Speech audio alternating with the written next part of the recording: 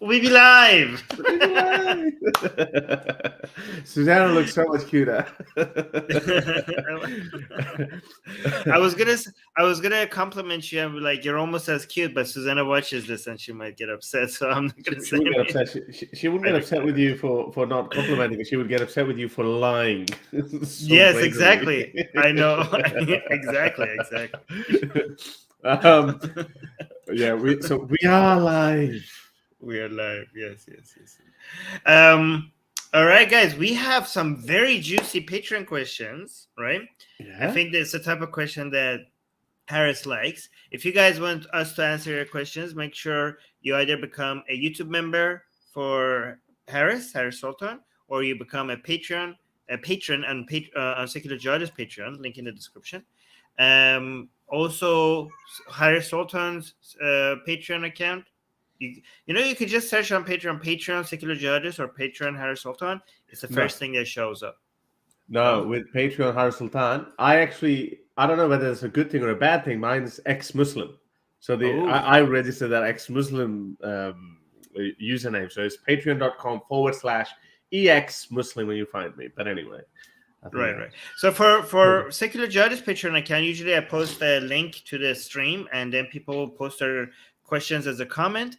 But if they want to send questions to you, how do they send it there? They just like that? Yeah. Oh no. I was just talking about your Patreon link. If they want to send my patrons are not really designed for questions. They're not like this. Yeah, for questions. Like my format was a little different. It was like they can call in the show.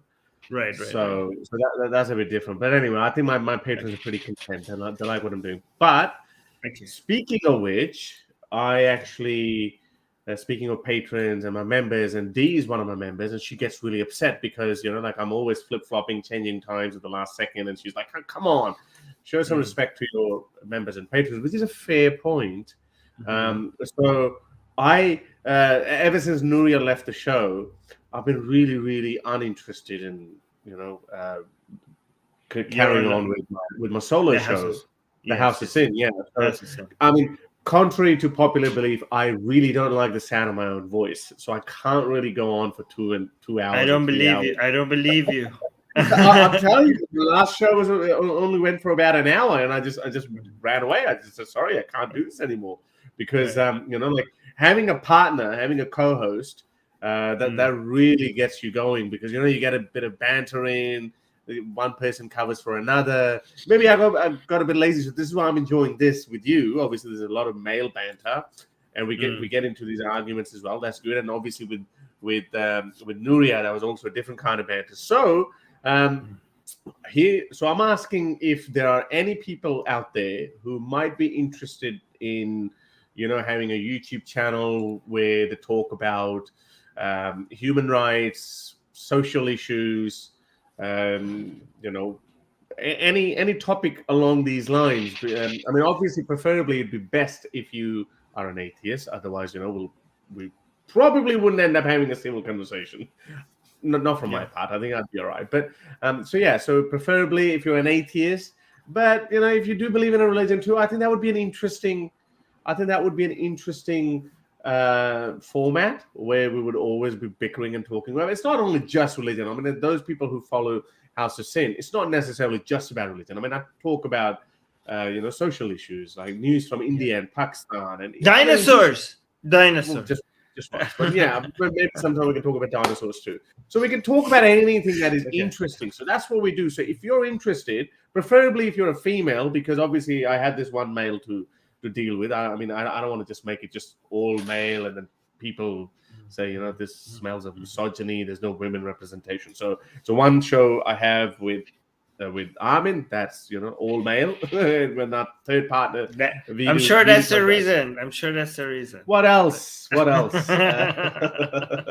You naughty man, like you're leading people astray. That is the only reason.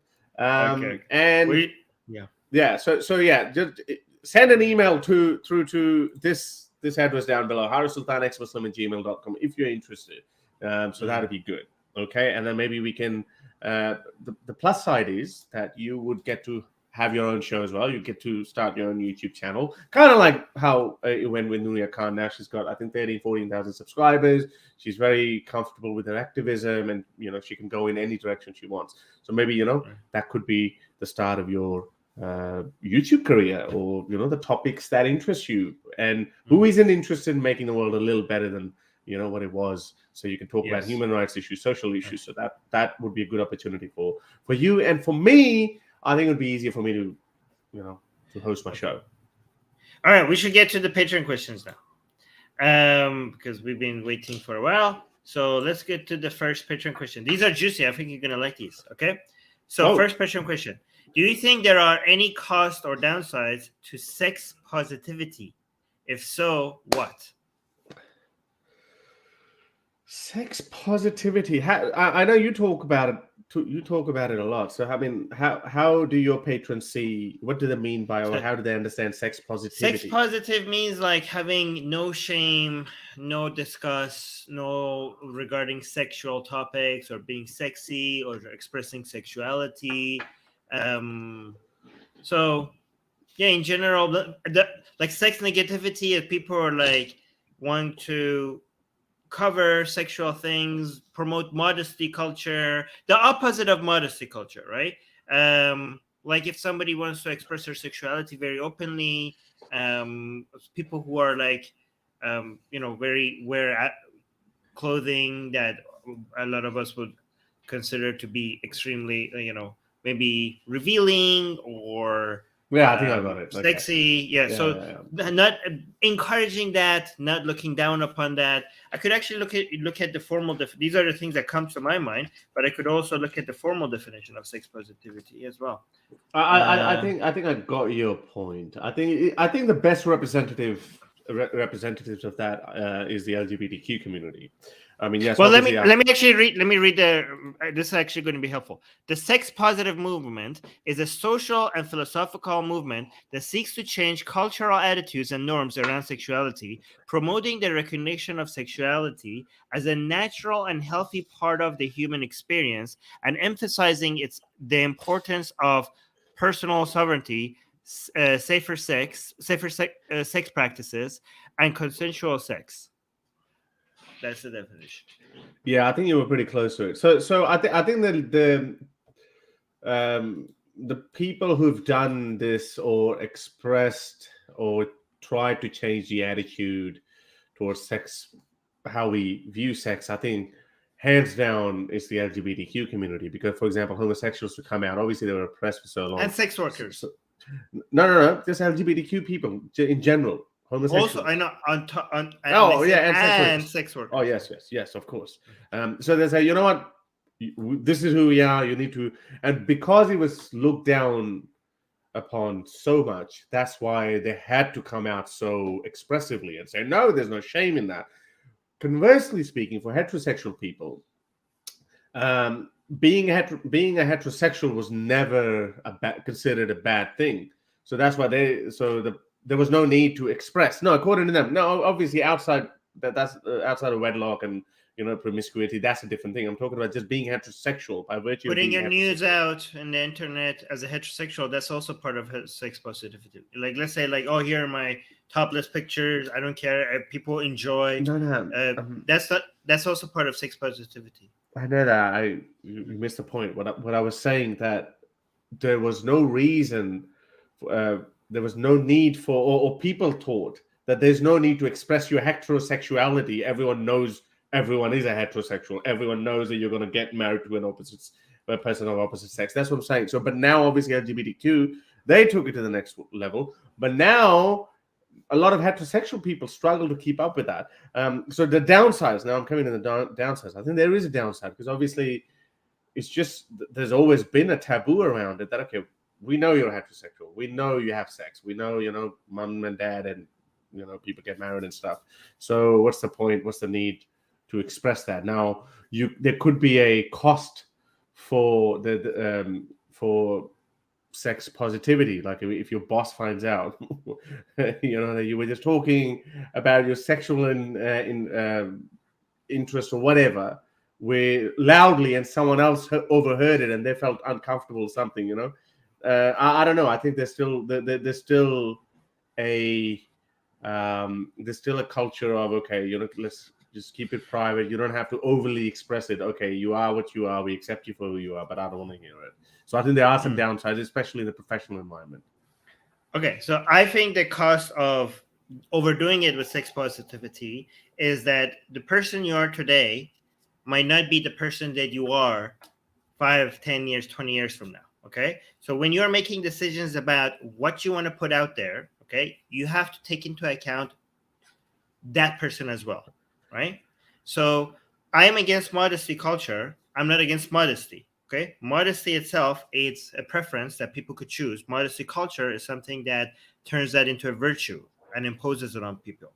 You have to understand that when you, because of the internet, if you are sex positive on the internet, you have to understand, you have to be considerate to a future version of yourself that might prefer modesty. And the things that you put out there might, that person, that future version of you might not want that out there. So be sex positive as much as you want, but maybe hold back a little bit in while you're being considerate to that future version of you about what that person would like of her to be out there, her or him to be out there, right? One thing that you might not care about today is that I don't care about how other people judge me based on how sex positive I am, right? Or what I have put out there in the world, right? That attitude might also change. Okay, you might find that there are certain partners in the future that you're interested in, but they don't like the fact that this much content about you is out open in the internet. And today you might have the attitude that I don't care about that. Okay. But again, in the future, you might think about it and be like, actually, I wish I like this person so much. I wish he would look more highly of me. I wish this stuff was not haunting me around so this person wouldn't judge me like that. Again, I'm not saying that if you don't feel like that's justified, that kind of judgment. I'm just telling you that your attitudes about these things might shift. So just be mindful about that. Again, sex positivity is a good thing, but like everything, there's a limit. And if there is no limit, just understand that there might be some consequences to it if you go all out. Kind of like getting a tattoo on your face. Yeah, that's a good example. Yeah, you have to. Yeah, right. No, I think that was a very good point. Because I think people will always be there who would view something. When we look at it on surface, sex is just another biological activity, just like consuming food or getting it out of your body, or anything, any biological activity that it is. But people are overly conscious about sex for some reason. Maybe it's the strongest emotion. Maybe it involves multiple people. Maybe that's why. I don't know. Maybe it's got to do with your survival, but I guess food's got to do with your survival too. Well, people, yeah, if two men are starving, watch their humanity go away. So I don't know. But yeah, so people will always have strong views about sexuality, sex positivity. So as I think what Armin said, I think that was the best thing. So how you may feel in your rebellious teenage years, you might not want it when you're 30. In your professional, it can affect your profession, how you conduct yourself in front of the whole world. All of those things could be affected. You might also think like, I don't need to change. The world needs to change. Okay. But even if you're right about that, the world is not going to change just because you want it to change. Right. So you have to understand that, I don't like these standards. I wish these standards were not there. Yeah, I wish so too. But you have to deal with reality, and these standards are there, and it might impact you negatively if you're not careful about it. Right. What do you think about this comment? You want to read it first? I'm all for sex positivity, but promiscuousness can be considered high-risk behavior. Yeah, I think she probably mean, well, you use a high-risk behavior. I don't know what sense. Probably, are you talking about STIs and STDs, maybe, or disease, the high-risk pregnancy, or a crazy ex-girlfriend or boyfriend? That could happen to a stalker. Yeah, well, yeah. I mean, you're playing as many variables as you put them in, of course.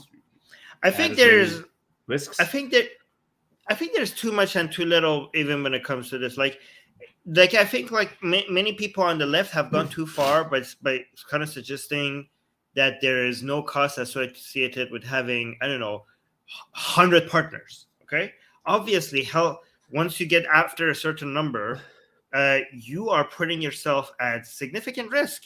And a lot of people, and I know you could be careful about it, but after a certain number, your risk keeps becoming to dangerous levels, right? So this is something the left doesn't talk about, right? But I think the right also takes it too far by promoting no sex before marriage. You will have a lot of people are going to have very poor sex lives if you have no experience of sex before marriage, if they haven't tried it out with a couple of people, if they don't know what they like, if they don't know who would be a proper sexual match with them because they have never tried sex before. So the extreme that some people on the right take you and say no sex before marriage, and the extreme some people on the left take you and tell you like, oh yeah, there's no 5, 1, 200, 300. Who gives a crap? I don't think like these are both extremes that maybe their answers are somewhere in the middle. What do you think? Yeah, I was just gonna say, isn't that a cliche? Like, I mean, most things everything is in the middle, Like, I mean, it's just fascinating. It's such a cliche. I can't think of anything where we get a correct answer from the two of these political extreme sides. Either whether that's family system, whether it's compassion, or our views towards environment, change of environment, or whatever that is. Like these polar opposite sides always give us this extremist view.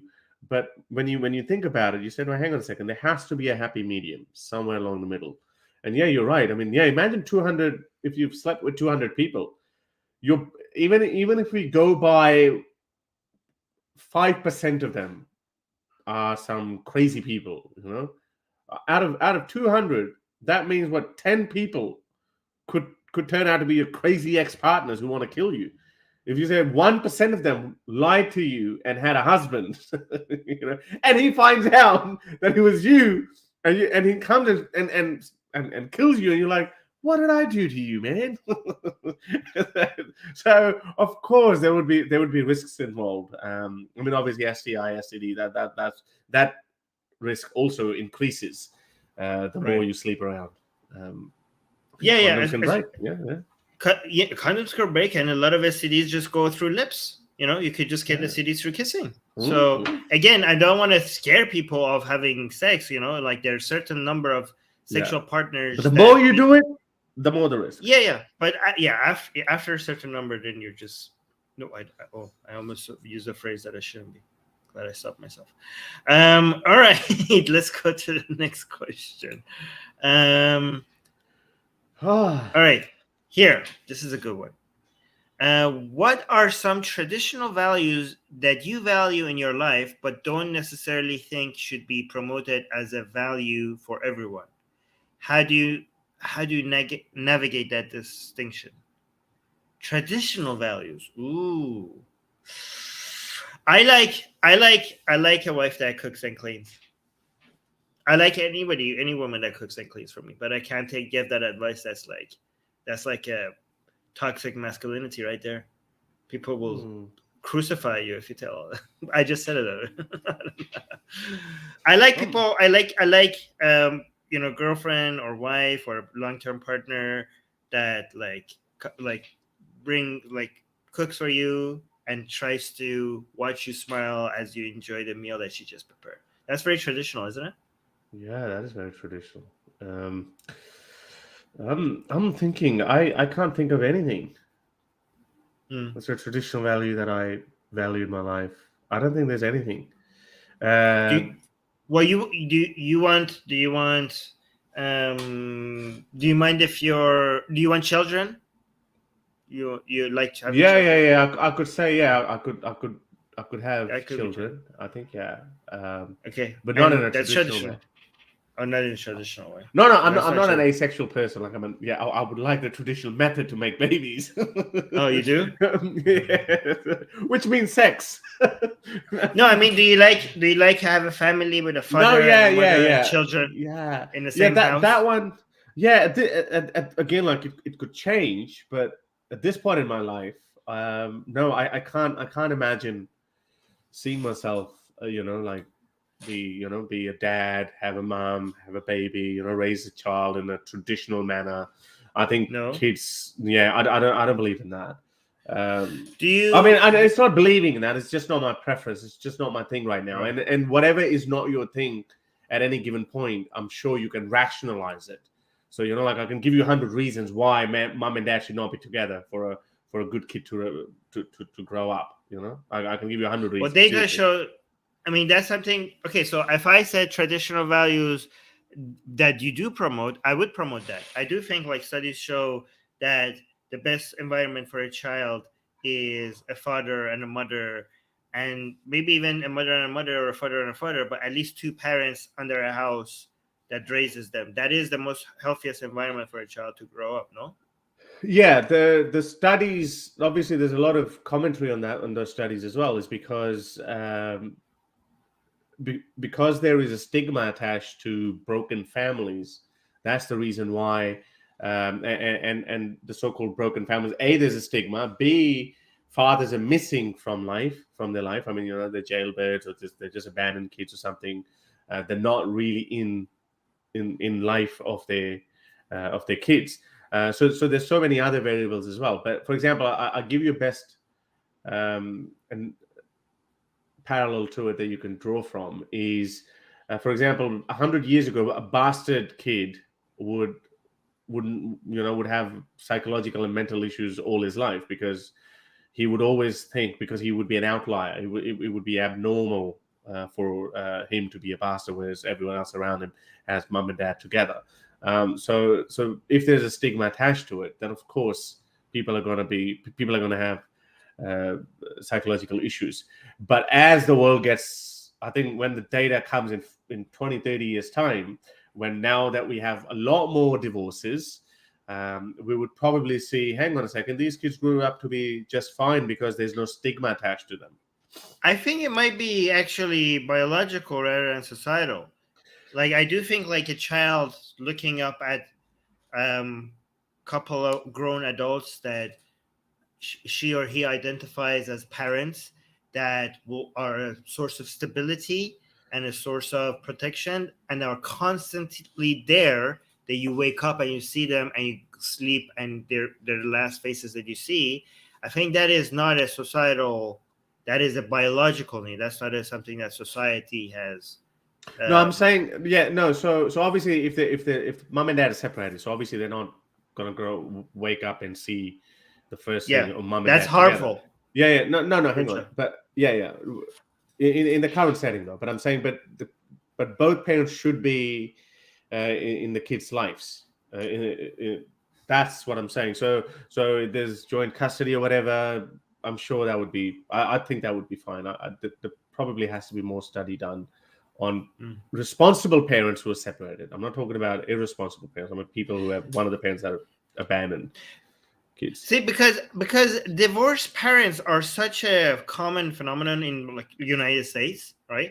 That And there's in the not that Western much. world, Yeah, so it's not like there's that much taboo associated with it. Like it's like part of it has become normal yeah, for but your 30 years parents ago, to no, be. but 30 years ago it wasn't normal. 20 years ago it But wasn't normal. I know, but right now the data shows that right now, even with divorce becoming normal, still kids are healthier being raised when the parents live together.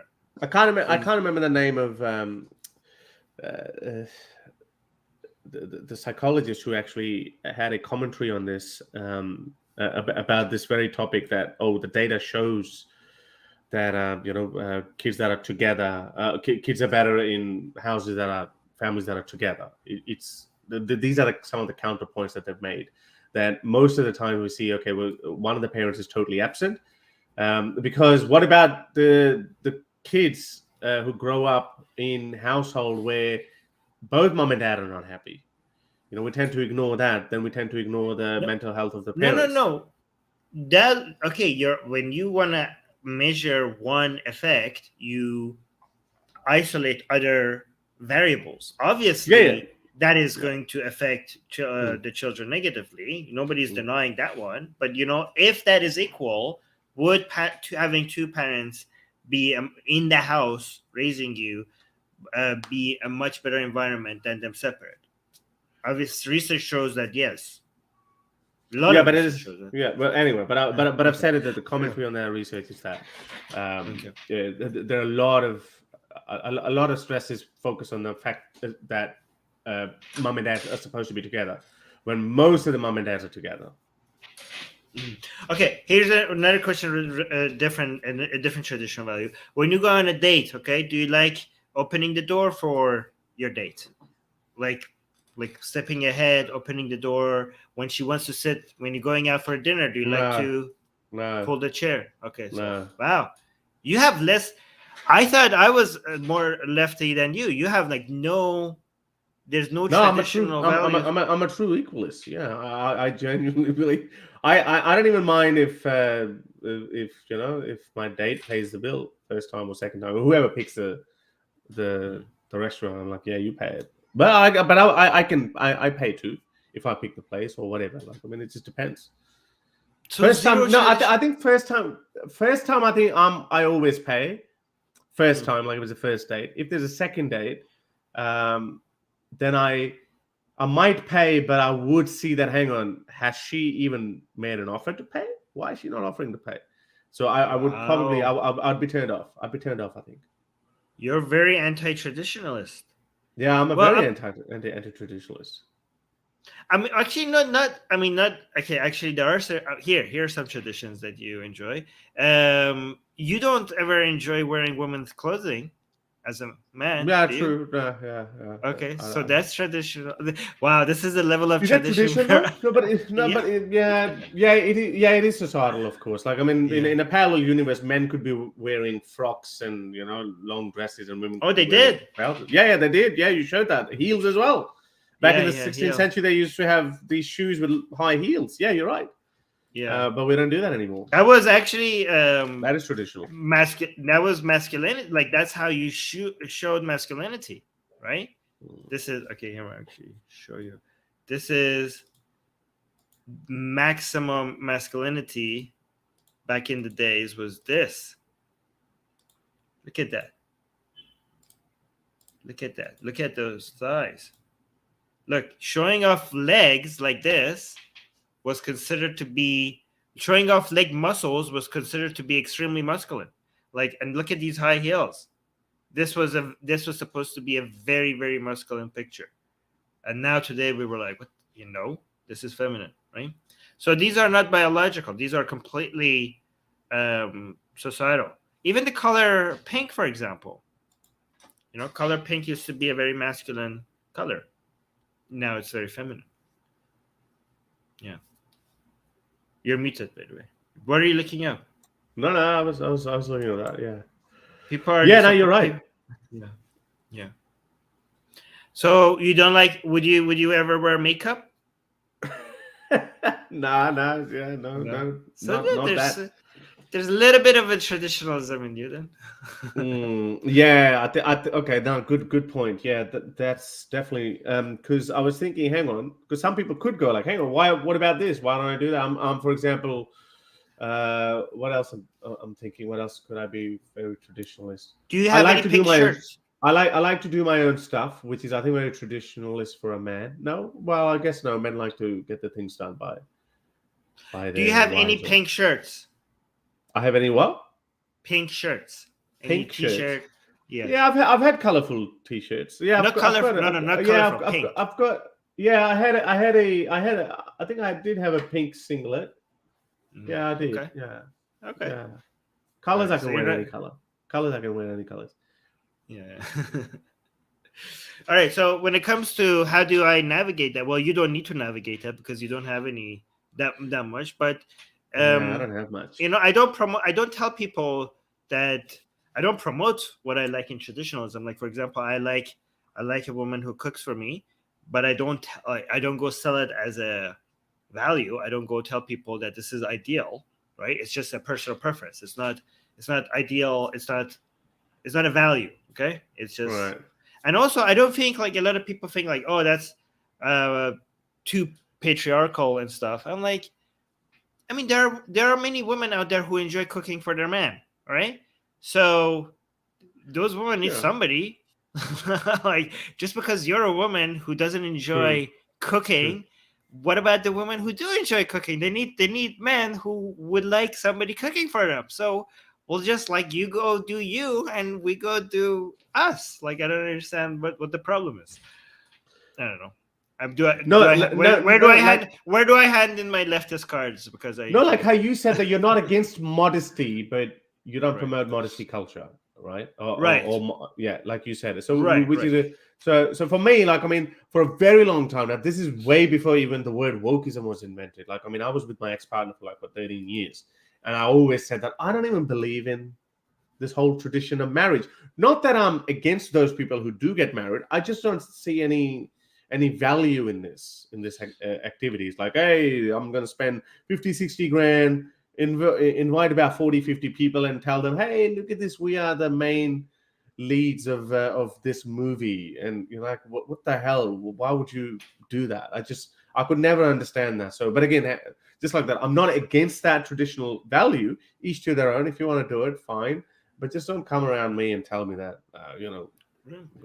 Wait, are you monogamous? Well,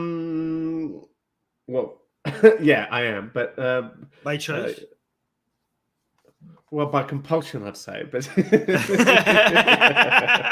that's what I mean.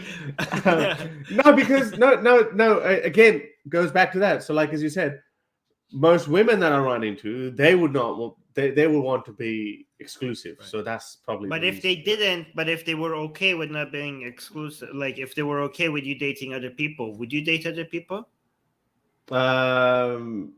I intellectually I'd say yes, but I don't know how I would behave in that situation. I don't know. It's never happened, but I think I would be like, yeah, okay, if I can go in, do whatever I want, it's only fair for you to be able to go and do whatever you want. But I don't know how the relationship would remain after that. Would it be right? So right now, based on what you know, if you're in a relationship with somebody and she's okay with not keeping it monogamous, would you tell her like, no, let's keep it monogamous, or would we like, okay, let's explore that? Would you be inclined yeah. Look, I might say, okay, let's explore that, but I would actually give her these conditions. Look, 6 months later, a year later, I don't know how I would feel about this whole situation. So we might end up breaking up. So don't judge me. It would be, right. Sorry. So yeah, I don't know. I would lay out these possibilities. Right. Okay, so that's something that I might be a little bit more non-traditionalist than you, because I am not monogamous at all. All right. So there we go. Yeah. There you go. All right, guys. Oh, Veedu is traveling right now. That's why he's been away for a while, but he will be back. He's just traveling. Has been traveling a bit. Yeah. I think he should be back next week. Yeah. All right. Here's another question. Oh, this is a good one. Do you think hookup culture is or can be harmful to men, not women, to men? I think now I've been thinking a lot about this, and I think, I might be able to give a better answer on this than the previous one. I think it is bad for both men and women, especially the bottom 80%, so to speak. Ever since I've been single, so like when I've been traveling, I've tried Tinder and Hinge and Bumble, and like I've had relative success on that. I wouldn't say like a Giga Chat level, but I've had some success. So it's like, okay, that's okay. But all the women that I met through these apps, all of them were just not happy, and it looked like it was their drug of choice, but they were not happy. They felt that, like they hook up with men, but men just, these apps are just for, casual sex, and they just move on. Whereas as a man, if you're getting some, then you're like, oh, I'm getting something, and then they move on. So they're okay. But I'm sure, like, I look at all the, like I've seen some reviews and a lot of videos as well, where a lot of men, they never get a reply from anyone. They get their, they never match. Girls never respond to them, and like, I'm sure it must be horrible for everyone's psyche as well. And also as a man as well, like you like certain girls, you're like, yeah, I hope she responds, but she never does. So someone else responds on who you're not really very keen. So I don't know. I think even though I'm single, I deleted all those apps because I was like, man, you know what? This is just, it's not worth my time. I'm probably, there you go. That's what I'm more traditional in. I'm probably more traditional in, like going to the coffee shop, and then if there's a cute barista there, then probably. There we go. Some tradition. Yeah, there you go. So I like that. I Yeah. like that. If you know someone, if you're a friend of a friend, like you just casual flirting or something, that's probably better. I prefer that rather than like these. But I think with these apps, it definitely has made casual sex a lot easier. But I don't think it's so. I think that's what you mean by hookup culture. I don't think that's good for anyone's mental health, especially women. I think women are probably bigger victims here because some men are like, well, at least I got a bang out of that. I don't agree with that. I think okay. So hookup culture, I just looked up the definition. Is hookup culture is one that accepts and encourages casual sex encounters, including one-night stands and other related activity, without necessarily including emotional intimacy, bonding, or committed relationship. Okay, and I think, Right. and I think like the problem with hookup culture is that it takes something that might be appropriate for younger men. We're focusing on men right now, and encourages that for all men. All right. And I know a lot of people want to say like, oh, men just want sex and women want more intimacy and a relationship and emotional connection. And I just think that's a lot of men just belittling how much men actually do need emotional intimacy. I think a lot of men are hurting themselves and doing themselves a disservice by promoting this idea that we're not emotional creatures. Men like women are extremely emotional creatures, and they need something much more than sex from a relationship, right? And I think because they've been portrayed to be just much Tough and hornier than strong. women, Yeah. tough and strong and hornier. They've taken that to the That they are. extreme. That they're hornier, but they've taken that to the extreme as if that's the only thing they care about, right? But having long stable relationships with people who you share things much more than just sex is an essential part of having a healthy mental stability, right? For men. And I think like a lot of men that have been, because at first they discovered their sexuality through just getting laid, they've been told by society that, oh, you're a man, you want sex, you just want sex, and they think like, oh, okay, so this is what I want, and they just never grow out of that phase, and they never learn that they actually have a lot more desires and needs from a relationship than just sex. They don't discover that because hookup culture promotes that idea that, oh, you're a man, you just need sex. So I think that's a harmful aspect of hookup culture for men. Yeah, I'm not fully convinced that it's all societal brainwashing. I think because men have had this luxury of having committed long-term wives, and they're still looking for multiple sexual partners outside of that. Like they have okay. So they're okay. Yeah, fair enough. But yeah, so for men, so for example, men would be more greedy. Then they'd be like, okay, I have this emotional, stable wife who I like love and respect and everything. But let me go and get some more on the side. But I'm getting my emotional needs fulfilled at this one particular place. But what modern equality culture has done is that women say, no, hang on, if I'm fulfilling your emotional requirements and whatnot, you're not allowed to go anywhere else. So, our good old men, they end up fucking up, and then they end up shagging the secretary. All hell breaks loose. Well, because it's like, okay, and then men shut down. Men are like, you know what? Strong. No way. I'm not gonna cry. I don't need anyone. I'm gonna go fuck rampage. But I think it's the different needs, right? So let's say you're in a relationship, long-term relationship, and you're in love, okay? And you still can't get your eyes away from that, I don't know, secretary or like cute barista, okay? Because that doesn't mean that you're not in love with that person, right? There's when you're like into a relationship with somebody, there are the feelings that are there at the beginning are different from the feelings that are there 5 years into the relationship, right? There's a different kind of attraction 5 years into the relationship, right? And if so at first there's a spark, there is this butterfly, there's this every moment that you just touch, it just feels like there's fireworks, right? But then that dies out for most people.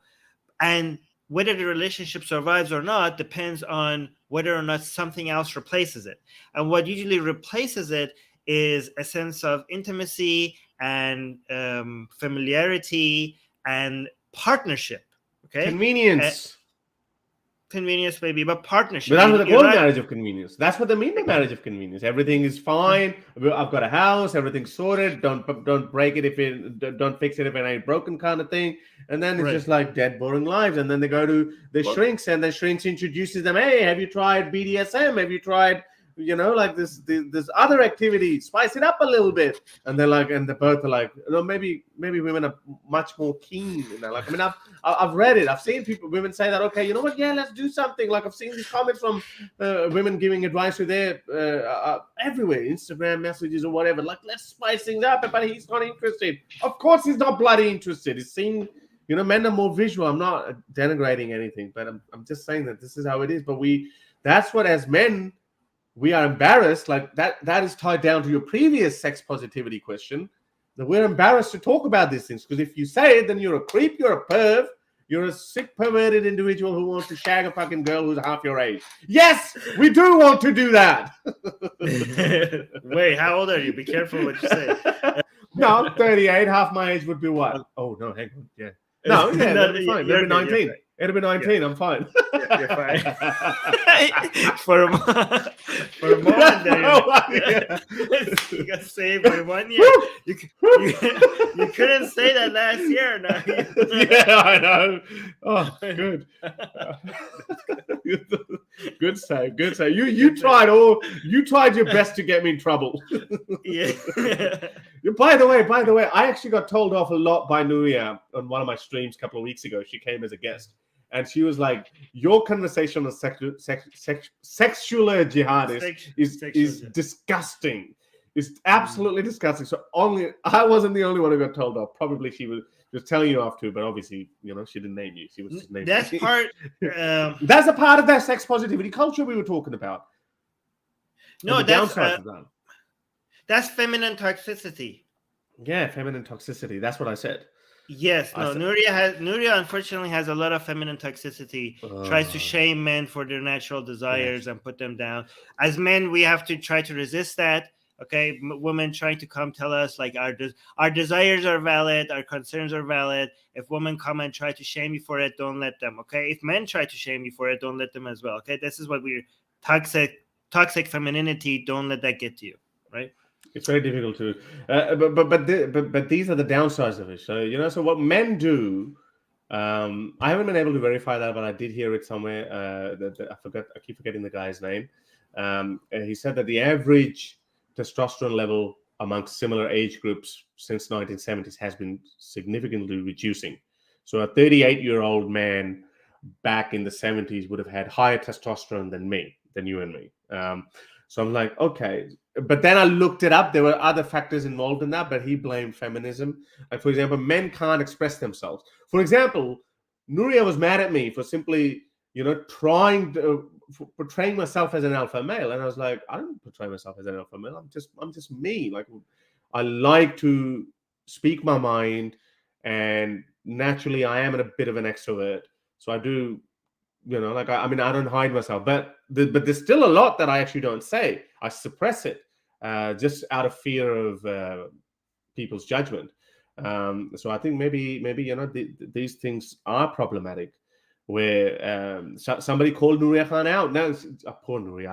I'm not Nuria. I love you still. Okay, don't worry. We're just discussing this toxic femininity and toxic masculinity. So someone said, "Oh, Nuria was once, ogling over this Bollywood actor that he's hot." But imagine if I say, "Oh yeah, she's hot," people are like, "Oh, what a creep! He's objectifying women." We have developed these double standards, and I think last time you said it, this is overcorrection. In some fields, we really have gone too far, and we've overcorrected. Where I think, yes, men have done a lot of bad things. I mean, human society is a patriarchal society. So when we take credit for the going to the moon and creating these skyscrapers and technology, then we also have to take the blame for all the wars and all the violence that we have inflicted on planet Earth. And I did not inflict any. No. I did not inflict any violence. I'm talking about patriarchy, not obviously you individually don't represent that. I'm talking about patriarchy itself. No, but you and I are capable of more violence than, let's say, Susanna or Nuria. You and I are more capable of that. Yeah, so I should be congratulated for not using it. Yes, exactly. We deserve a pat on the back. There's a monster inside of us walking around you every day, and we're suppressing it every single day. Yeah. Exactly. Well, what's the saying? What's the saying that you'd rather be you should be a warrior in a garden than I could a gardener crush your skull, and I'm not gonna. Yeah. Well. So we take the blame, but we don't have to overcorrect it. We don't have to just say, like, even go to nice men and just blame them for all the bad stuff in the world. Right. I don't know. What do we get? Yeah, Nuria, it's okay. We forgive you for your toxic femininity. No. we are more tolerant towards your toxic femininity. Yes. We see your problems, and also, like, seriously, like, I'm being serious. Like, men, don't let people call you creeps for enjoying your natural desires. Okay, it's not about your natural desires are not a problem. The way you express them might be creepy, but having them is not creepy. Okay, so you have to just learn how you communicate those desires in a not creepy way. Okay, and not in a way that doesn't put people off. Okay, but just having them, you're completely fine with having them. Don't worry about it. What is this? This is a very good one. Read it. Oh, is slut shaming? If slut shaming is an issue for women, why isn't creep shaming of men? No, I think men who are men being creepy is an issue. Okay, but I think what people have a problem is that creep shame. First of all, slut shaming is. Wait a minute. You can't even compare these. Okay, slut shaming is wrong. Okay, creep shaming is not wrong. So that's not even equivalent. No, okay? I think no. I think what he's saying is what we call someone creep. Obviously, someone who's taking upskirts photos, that is creepy. So we're basically, for example, if you go into the detail of slut shaming as well, that could have a different connotation as well. But creep, we're talking about, like, if a man says, "Hey, you know what? I am sexually attracted to someone who's 21 years old." But then you would be labeled a creep for it. That's wrong. It's not a virtuous trait for men to be had in the eyes of women. Yeah, right. So here's the difference between these two. Slut shaming is always wrong. Creep shaming is sometimes wrong. Okay, if somebody is genuinely behaving in a way that is harassment or putting off people, and communicating their sexual desires in a way that is not welcome or is unwanted, then they are being creepy, and it's fine for you to creep shame them. The problem with creep shaming is only when somebody is being creep shamed for simply having a sexual desire that you don't like, or they're expressing it in a way that is not harassment, and you're still creep shaming them, right? They're in a safe environment where it's been signaled that it's okay to share something. They're expressing their sexual desires. Maybe it's unique, maybe it's rare, maybe you don't like it, but then you're calling them a creep even though they are doing nothing that is harmful. So creep shaming is sometimes wrong, but slut shaming is always wrong. That's the difference. Yeah, but as I said, this is not what he meant. I think he just meant by when men just get labeled Yes. creeps without a good Yes. Yes. By the way, just to be clear, okay? Women have as much, if not more, unique and rare kinks as many men, okay? And you just, the only difference is, based on my experience, which is not a scientific study, is that you, for a lot of them, you have to wait a long time before they reveal it to you, okay? Or you have to really try to make them comfortable a lot eventually for them to reveal it to you, okay? But once they open that door, the things that you see in that box are wild, okay? Wild. So it's not men who are creeps. Women, if that's the standard for being creep, because women are just as creepy, it's just men are a little bit more comfortable or eager to share it sooner in a relationship. That's my experience. I don't know. Maybe I'm wrong. There needs to be a scientific study on this. Yeah. There is this woman I follow, Emmy Jewell. She makes very good caricatures of people. I'm trying to find her tweet where she said, where someone tried to shame her, and she said that I'm not going to apologize. I'm just paraphrasing. She said that I'm not going to apologize for, as a woman, being attracted to men's confidence, status, and his wealth. Just like that, men should not apologize for wanting to go for younger women, for example. I think that was just that's what I was trying to find. So yeah, I mean, yeah, it's weird that, you know, like, I mean, we are told that, hang on a second, we're supposed to not look at younger women.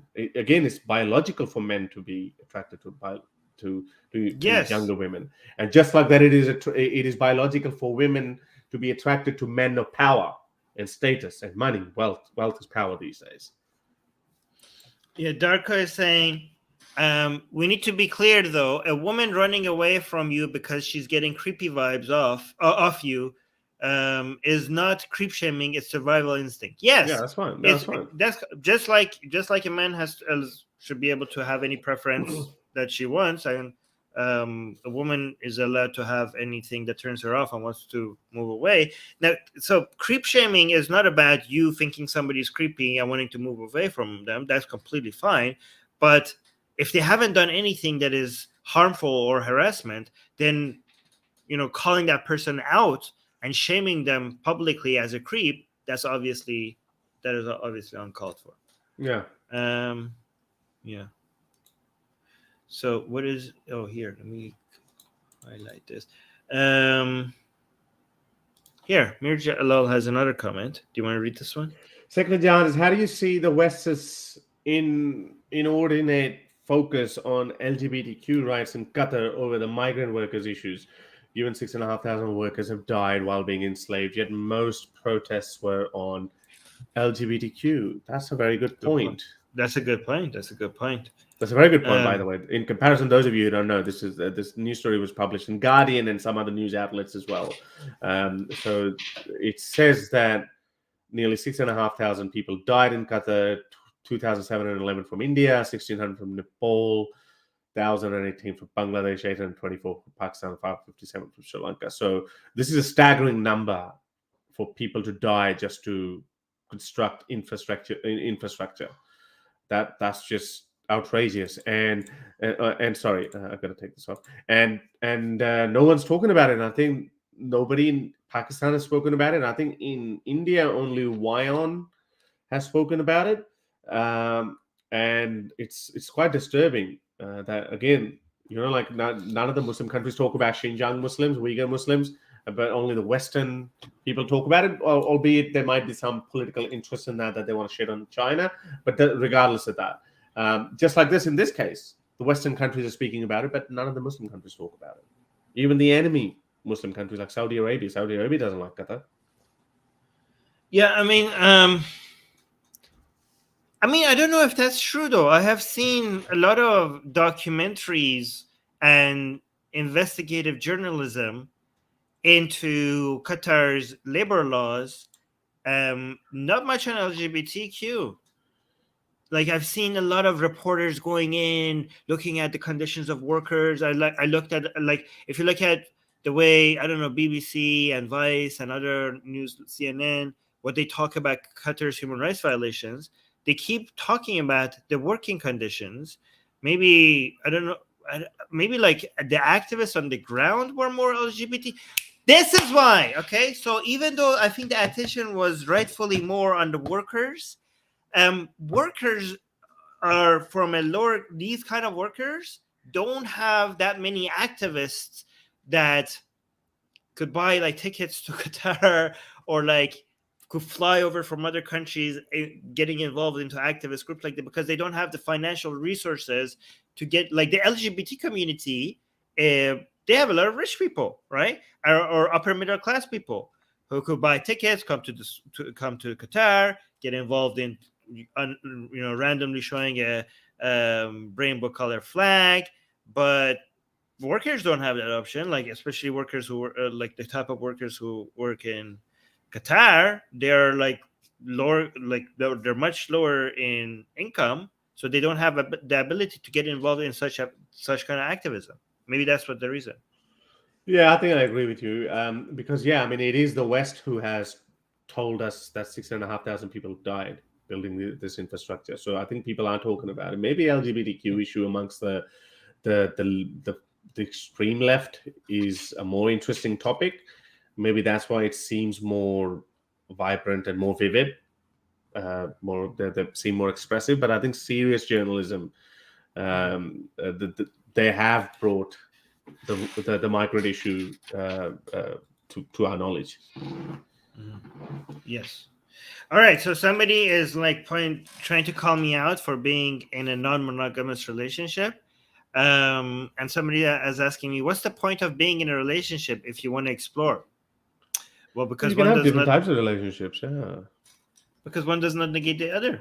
I mean, because just because you're in a committed, loving relationship with somebody, doesn't mean that you are other people have become sexually invisible to you. So if both sides are comfortable with it, also because, like, I don't know if you guys, something that I explained earlier, the enjoyment and sexual pleasure that you get from somebody that you've just met, is that spark is something different than the enjoyment that you get from somebody that is in a 5-year or 10-year relationship with, right?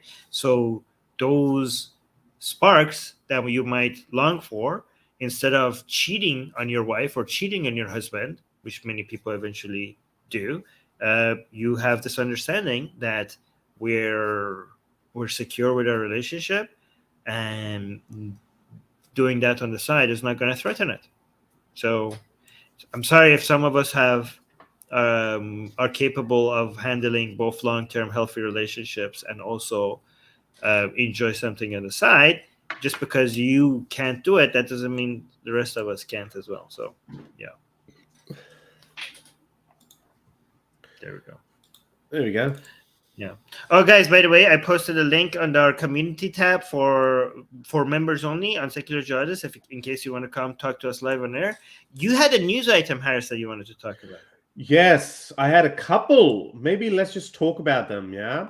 I'm sure you probably heard about this new survey, census results from Britain have been published.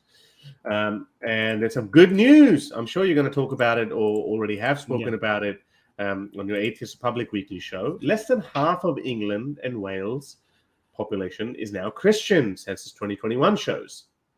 Now, some interesting points that I want to talk about are obviously the change in the demographics in recent years.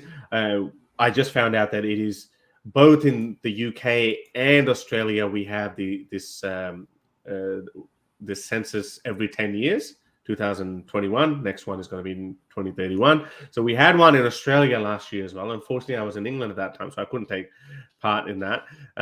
But this was the result that was published earlier this year in Australia. So in Australia, Christianity has fallen down to 43.9%, and no religion has fallen down to 38.9%. So now no religion doesn't necessarily obviously means atheists or even agnostics. It just means these people do not subscribe to any religion. Somebody did supposedly, some cheap Pakistani wannabe intellectual tried to call me out, but then I went into further detail and I showed down the further breakdown. The largest group of that 39% is agnostic and atheists. However, there are some significant number of people who are spirituals, they believe in the universe, space, energy, whatever, but they do not belong to any religion, and that's what I'm interested in. So in Australia, we've got 39% agnostic atheists, or just people who don't like religion or who don't affiliate themselves with any religion. And you can see this figure, this graph, that is this line, this blue line, top line is Christianity's line. Back in 1971, it was close to 89%. It's significantly, constantly dropping. There's this regular gradient that it just keeps going down and down and down, and it looks like it's going to meet. And in 2031, it's going to intersect. And what that shows, and it's more clear in the UK case, but this is the new census result, Christians have fallen down to 46.2, still a little bit behind Australia, but almost neck and neck the same. No religion, 37%, 37.2%. Now, you remember Muslims love to say, Islam is the fastest growing religion. They give you the impression as though people are leaving their respective faiths for Islam. But now here is this graph that actually paints a true picture. Look at this. Look at this. How straight is this line? Well, wait, where is this? For what? For where? This is the For UK, England. 2021. Yeah, not England. Latest census result. Look, England, so this line shows you both of this. Have a look, Christian and no religion line. This line shows people who are leaving Christianity. They're not going to Muslim and other religion. They're falling in the no religion bracket. Look at this. This line is damning. Oh, yes. Muslims have gone from nearly 1% to 6%. This is the actual breakdown. So Muslims have become the third largest denomination, but third distant denomination, 6.5%. Okay. Now, if you look at the line, then that just means, this is just a normal birth rate and normal inflow of immigration, and that's it. These people are just your by birth Muslims. And I also wonder, out of the 6.5% of Muslims, how many of them are your, hijab for Allah, booty for Abdullah kind of people? How many of those have actually white boyfriend? Nothing makes me happier when I see in shopping centers, when I see a hijabi girl with a non-hijabi, Western wearing, loose clothes or tight clothing wearing woman. Not that I have a preference for either of the two types of clothes, but I'm just saying that it means those people are tolerant and respectful of each other's beliefs. Something that what we see on the social media domain, like Ali Dawa and all these Dawa people and all these people who tell you that, oh no, our brothers and sisters, stay away from these evil infidels, or they're going to corrupt your mind or whatever, blah blah blah. So it's all propaganda. It's all hot air. There's no truth to it. This figure, Armin, I want your thoughts on that. So in 2011, it went to 3%. 10 years later, it's gone to 6.5%. In 2001, it was only about 2%. So why is this blue line, all these Christians who are losing their Christianity, why is not that is not being translated to Muslim or other religions? Why? Well, because neither Islam or Christianity make any sense, and the more access people have to information, and the more diversity actually helps for our case as well, right? So it's not just that people have access to more information. If children are raised in environments where there's a diversity of religion, they're more likely to say that maybe they're all wrong, right? So because they're not growing up in an environment that is mostly Christian or mostly Muslim, even if you are grown in an environment where it's like has Christian, Muslim, and Hindu, the fact that you grow up with the possibility of like, oh, I'm growing up as a Muslim, but some people believe in Christianity, the fact that you might consider that, okay, so given that there's another religion out there, what my belief is, there are many people out there who think that it could be wrong. So you will take that into account, and that will most likely lead you to leave religion as a whole. But what another interesting thing about that graph is that I think eventually we're going to deal with non-religion and Islam to be the main two polar, ideological religious force, like religious or non-religious forces in the world. Like we're not going to have, like if we keep going this way, I know we're growing faster than Islam, but the only two growing is non-religion and Islam. Christianity's nose diving like yes, rock, and then at some point Islam is going to beat Christianity and non-religion is going to be at the top. So the main ideology, religious ideology that secularists have to deal with eventually in the world is going to be Islam, maybe. What do you think?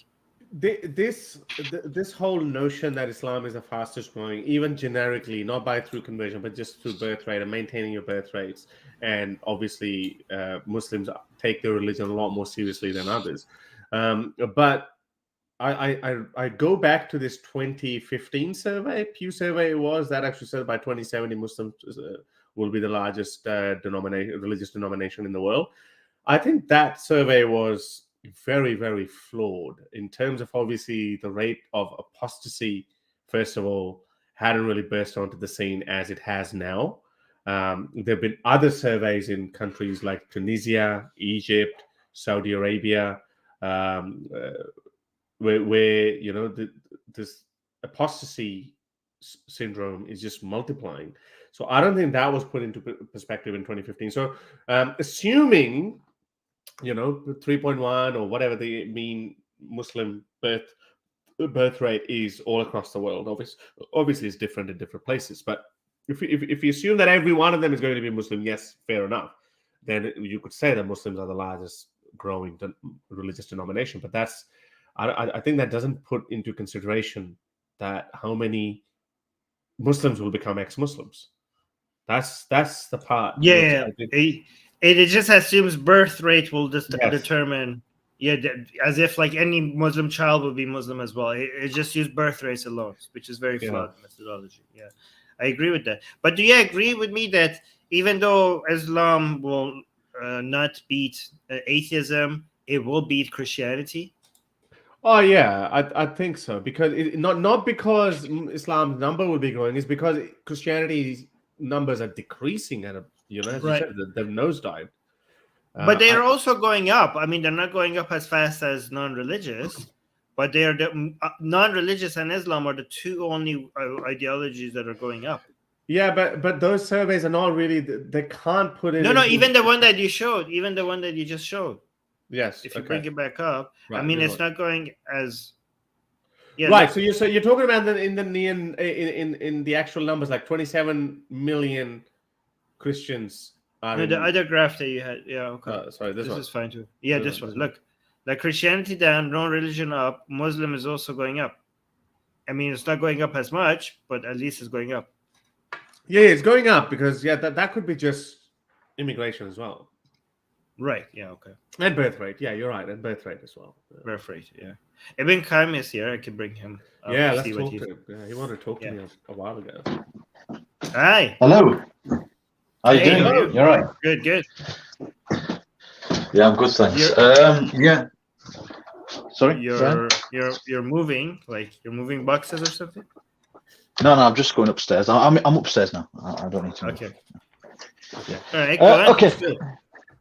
Just with regard to that 6,000 figure with the Qatari workers' deaths, I think that's slightly misleading in that it's not as a direct result of construction. It could be like, for example, someone might have had a... It doesn't say though.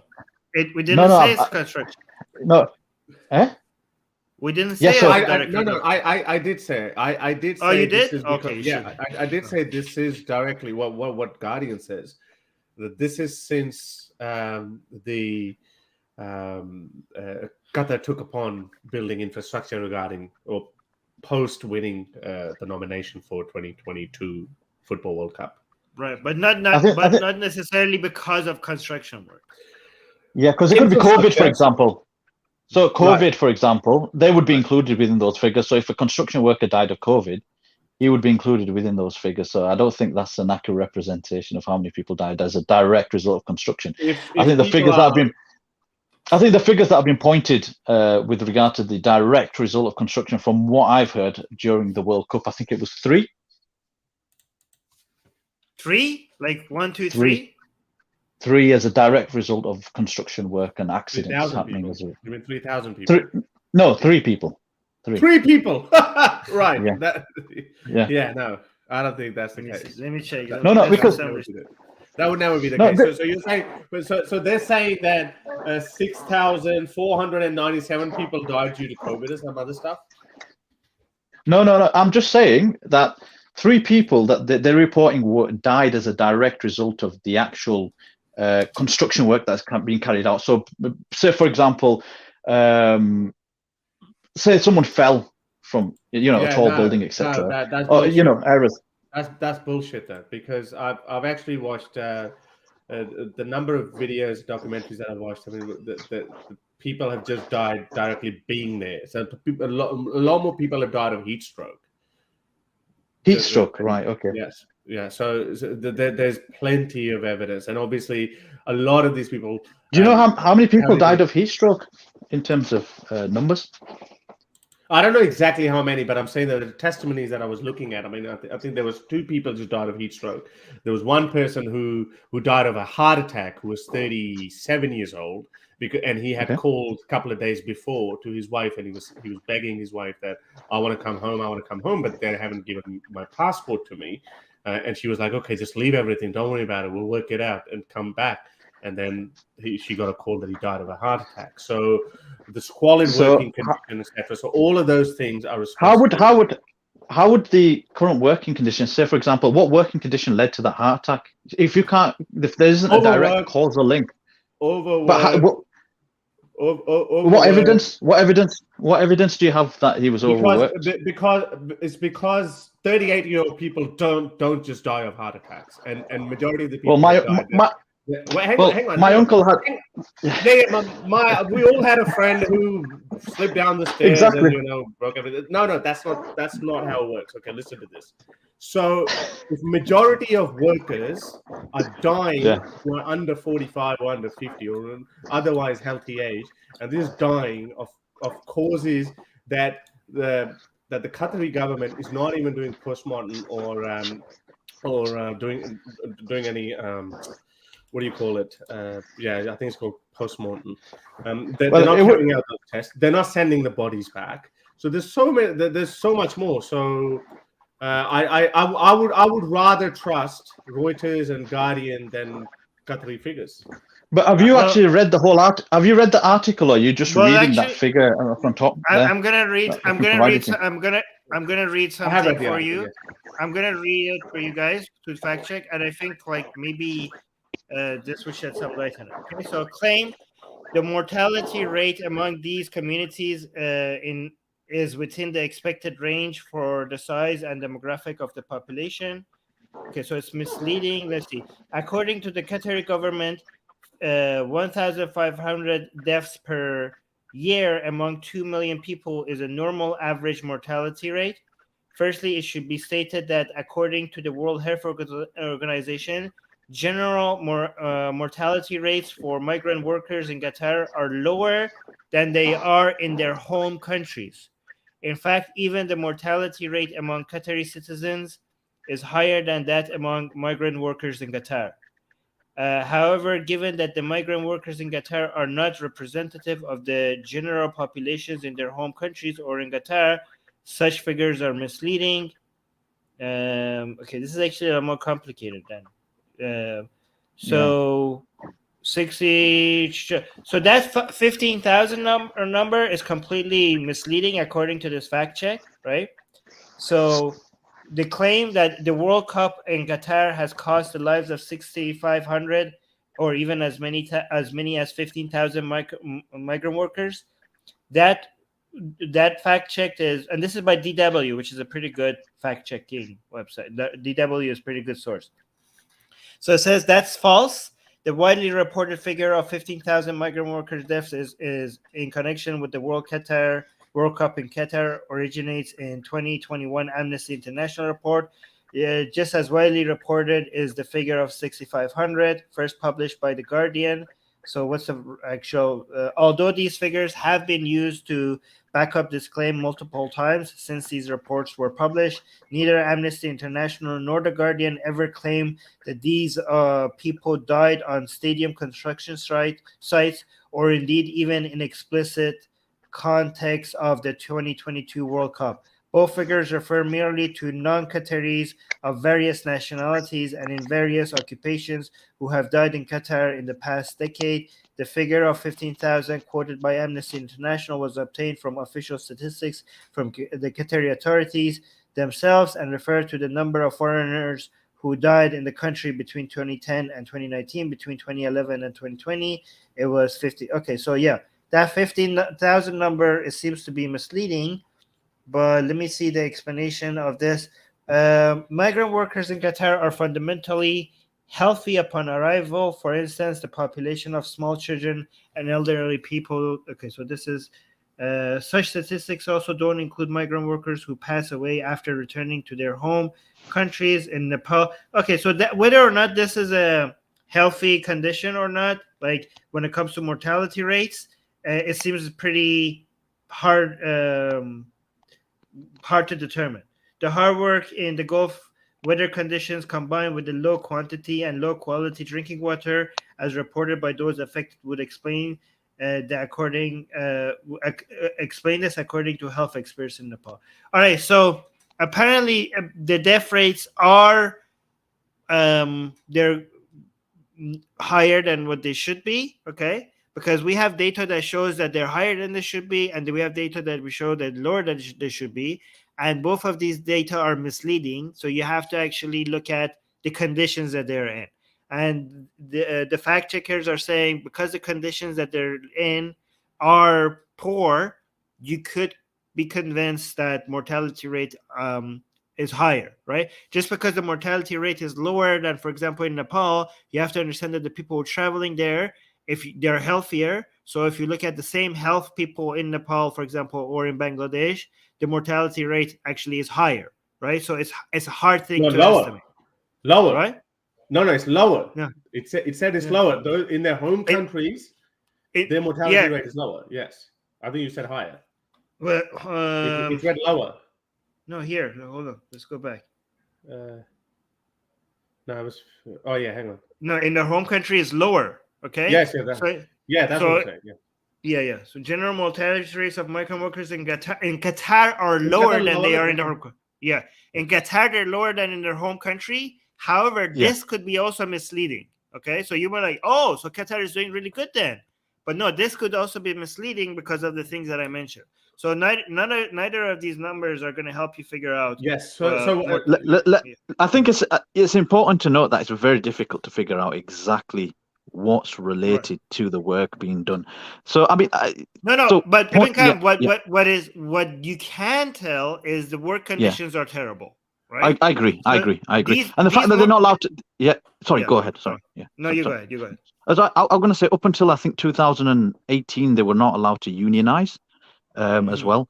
And a lot of these people, they're being taken advantage of by recruitment agencies in their home countries who basically withhold their wages and sometimes take their passport away. Yeah, they take their passports away from them. And unfortunately, Qatar's regulations have not been up to scratch in order to ensure that those agencies are appropriately dealing with the people that they're employing. So what's happening now is regulations have come in place since 2017 to try and ensure that the workers are paid. But a lot of work still has to be done. I mean, they're way behind where we are in Western Europe. Sorry, go ahead. Yeah. So what I wanted to say, so even though this article says that, okay, the Amnesty and the Guardian have stepped short of saying that it's directly in result to that, I don't think that these people, obviously, who go there, they just go there for holiday. First of all, these guys are working. Yes, it is complicated, but these people are dying. The second line of that, I mean, what you did say, obviously, there was another part of however as well. If you can go up, can you go up as well? It said, go a little bit further up again, I think. Yeah, there. However, given that migrant workers in Qatar are not representatives of the general populations in their home countries or in Qatar, such figures are misleading, which obviously, Ibn Qayyim is back. So, and the number 3 number, if you scroll down, I think that's very misleading as well, that the direct number of people who died, 3. So, yeah, that part is true that after I thought it was 2016, then that when Amnesty and all these people made this hoo-ha about all these people dying in Qatar, then they changed their laws and they said, okay, companies would not be able to hold their passports, or they would not be able to force them to not to go anywhere. For example, if they wanted to have another job, they can't do that anymore. But then I forgot what it was. I think it was Amnesty or some other human rights groups as well. They were saying that, they have changed the laws, but it hasn't really been implemented. So the point is that the work conditions are bad, but using this number, this mortality rate number, is going to be misleading, and it's going to take attention away from how bad the work conditions are, right? Because if you use this as ammunition to look how bad the work conditions are, and then the people who want to defend Qatar, they were going to come and say your numbers are flawed, and they're going to people oh my God, so maybe the work conditions are not bad, but they are bad. So maybe I think the best summary is down here. In conclusion, figures referring to fatalities in connection with the 2022 World Cup vary depending on definition, including of where migrant workers come from, where and when they died, and where their deaths can be described as work-related or not. However, given the inconsistencies and shortcomings in Qatar's own official data, a concrete conclusion is impossible to ascertain, which in turn raised the question as to why exactly the Qatari authorities are unable to provide reliable information. All right. Exactly. So that was my point. Yeah. That was my point. That you just cannot trust what comes out of Qatar, what comes out of Saudi Arabia, what comes out of these countries. So we shouldn't. So instead of using these numbers, we should look at the report journalism, the investigative journalism that has gone into these camps, has interviewed a whole bunch of workers that shows that they're past. Yeah. Okay. Yeah, that's fair, and this is that's fine. This is why I said that either whether Reuters come up with it, or DW comes up with it, France 24 comes up with it, BBC comes up with it, whoever. I would always put my faith on them than the official numbers of what Qatar says. Yeah, because obviously they won't have access to the official figures. They only have access to the figures that are provided by the Qatari government, and then they extrapolate from that. So. Yeah, so investigative journalism is what's important, isn't it? So to assess what's actually going on. But yeah, I agree with you on this one. Just a quick question, if possible, with regard to being attracted to your secretary. Yeah, sorry, before you go further, I just want to understand. So what you're saying. So you do understand that claims coming from countries like Qatar, they can't be just taken at face value, because I think initially when you came, you said that there could be 3 people who probably died. That was their figures. The 6,500 is also from their figures, so we shouldn't take that accurate either. You're right. Harris is right. We shouldn't take that 3 number as well. We shouldn't trust that number. I agree. Yeah, I agree completely. Yeah. Okay. So but hang on. But still, I'm going to try to apply some commonsensical arguments in that. So people like Armin, you, me, when we came to these Western countries 5 or 6 years later. I was born here. I didn't come here. I didn't come here. I'm talking about Armin. He said me, and he said Armin, myself. He didn't include you. Yeah, your accent is too British. Your accent is pretty telling. I didn't come on a that you were boat, my wrong. friend. Yeah, no worries. I didn't say that, but so people like Armin and myself who come to these Western countries, our mortality rate is not going to be measured by our home country standards, is it? Like, I don't think so, unless it's some sort of a disease that is hereditary or something. Like your lifestyle, my lifestyle is most likely would be considered Western lifestyle. What we eat, what kind of food we have, or whatever. So we would be put in that category, unless there's some really specific hereditary issues. So when these people go to these Gulf countries as well, so they're not going to be. They should not be looked at. They should have access to the same medical facilities that Qatari citizens have, right? So in case if someone in Nepali village or Pakistani village or Bangladeshi village might not, he could die of cholera or typhoid or some very curable disease in a developed country. Qatar is a developed country. So people still dying, their mortality should fall much lower in Qatar. But this 15,000 people who died, that number is still coming from Qatar though. Now, okay, fair enough. I'm not saying they all died because of negligence or whatever, but I'm saying that if the numbers are still high, that is still an area of concern. Would you agree, though?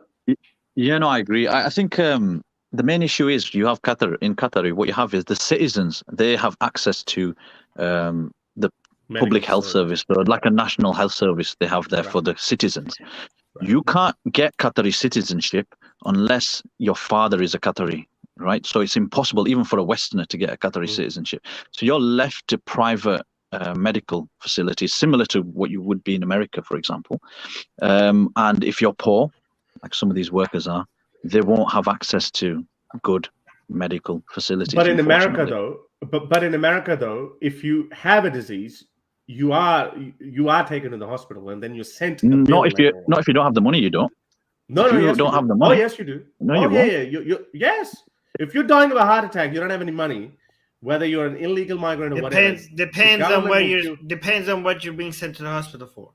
If you're about to die, then they're forced to treat you. Yes. But if you have like a broken leg, then like you're tough luck. No, I think is that how it works in America? Are you sure? Are you sure even with broken leg though? I don't think so. Yeah, no, I don't think so. Are you sure about this? No, United States is terrible. If you go to a hospital and you have a broken leg, you either should have money or insurance.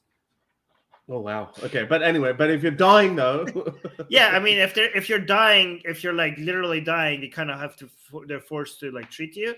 But then they also send you a bill that bankrupts you for the rest of your life. Yeah. So they screw you. They fuck you afterwards. Yes. And I think that would be the way it would work in Qatar as well. Probably, I'm assuming. Honestly, United States. When it comes to all the advanced countries in the world, United States is at the bottom of the list when it comes to their healthcare.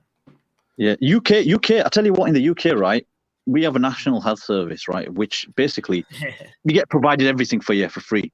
But look at the waiting times. Oh, yeah. It's not going too well at all. No. People are waiting. Yeah. Say for example, this is when I need to brag about being Canadian here. I think you need a mixed system where you have some private, some public. I think like France has, for example. I don't know. Canada seems to have figured it out. So you guys should come to Canada. Canada seems like a tempting place to go, to be honest. But I want to ask you, do you know, in terms of that secretary question, I tell you what, no one will be trying it on. No boss will be trying it on with the secretary now. You know, you'll get taken to a bloody a court. Ask the full question. Yeah. Ask the full question because we're going to cut the video. People are going to be what secretary? So what's the full question? So you asked you said earlier. Basically, you know, men are naturally attracted to their secretaries. They're going to try something on with their secretary, etc. No, not necessarily secretary. No, but I'm saying it in a bit of a tongue and I'm joking a bit, yeah. But tongue in cheek, that's it. Yeah, I should know that term. But in any case, but nowadays, if you try anything on with your employees and you're a higher up, yes, you'll be taken to an employment tribunal, and the company will be fined tens of, if not hundreds of thousands of pounds. I think that's stupid, by the way, because like once you're out of school, the best place to meet people is working environment. Like, where else do you meet people? Like, especially in big companies, like, you're not supposed to like ask your coworkers out for a date.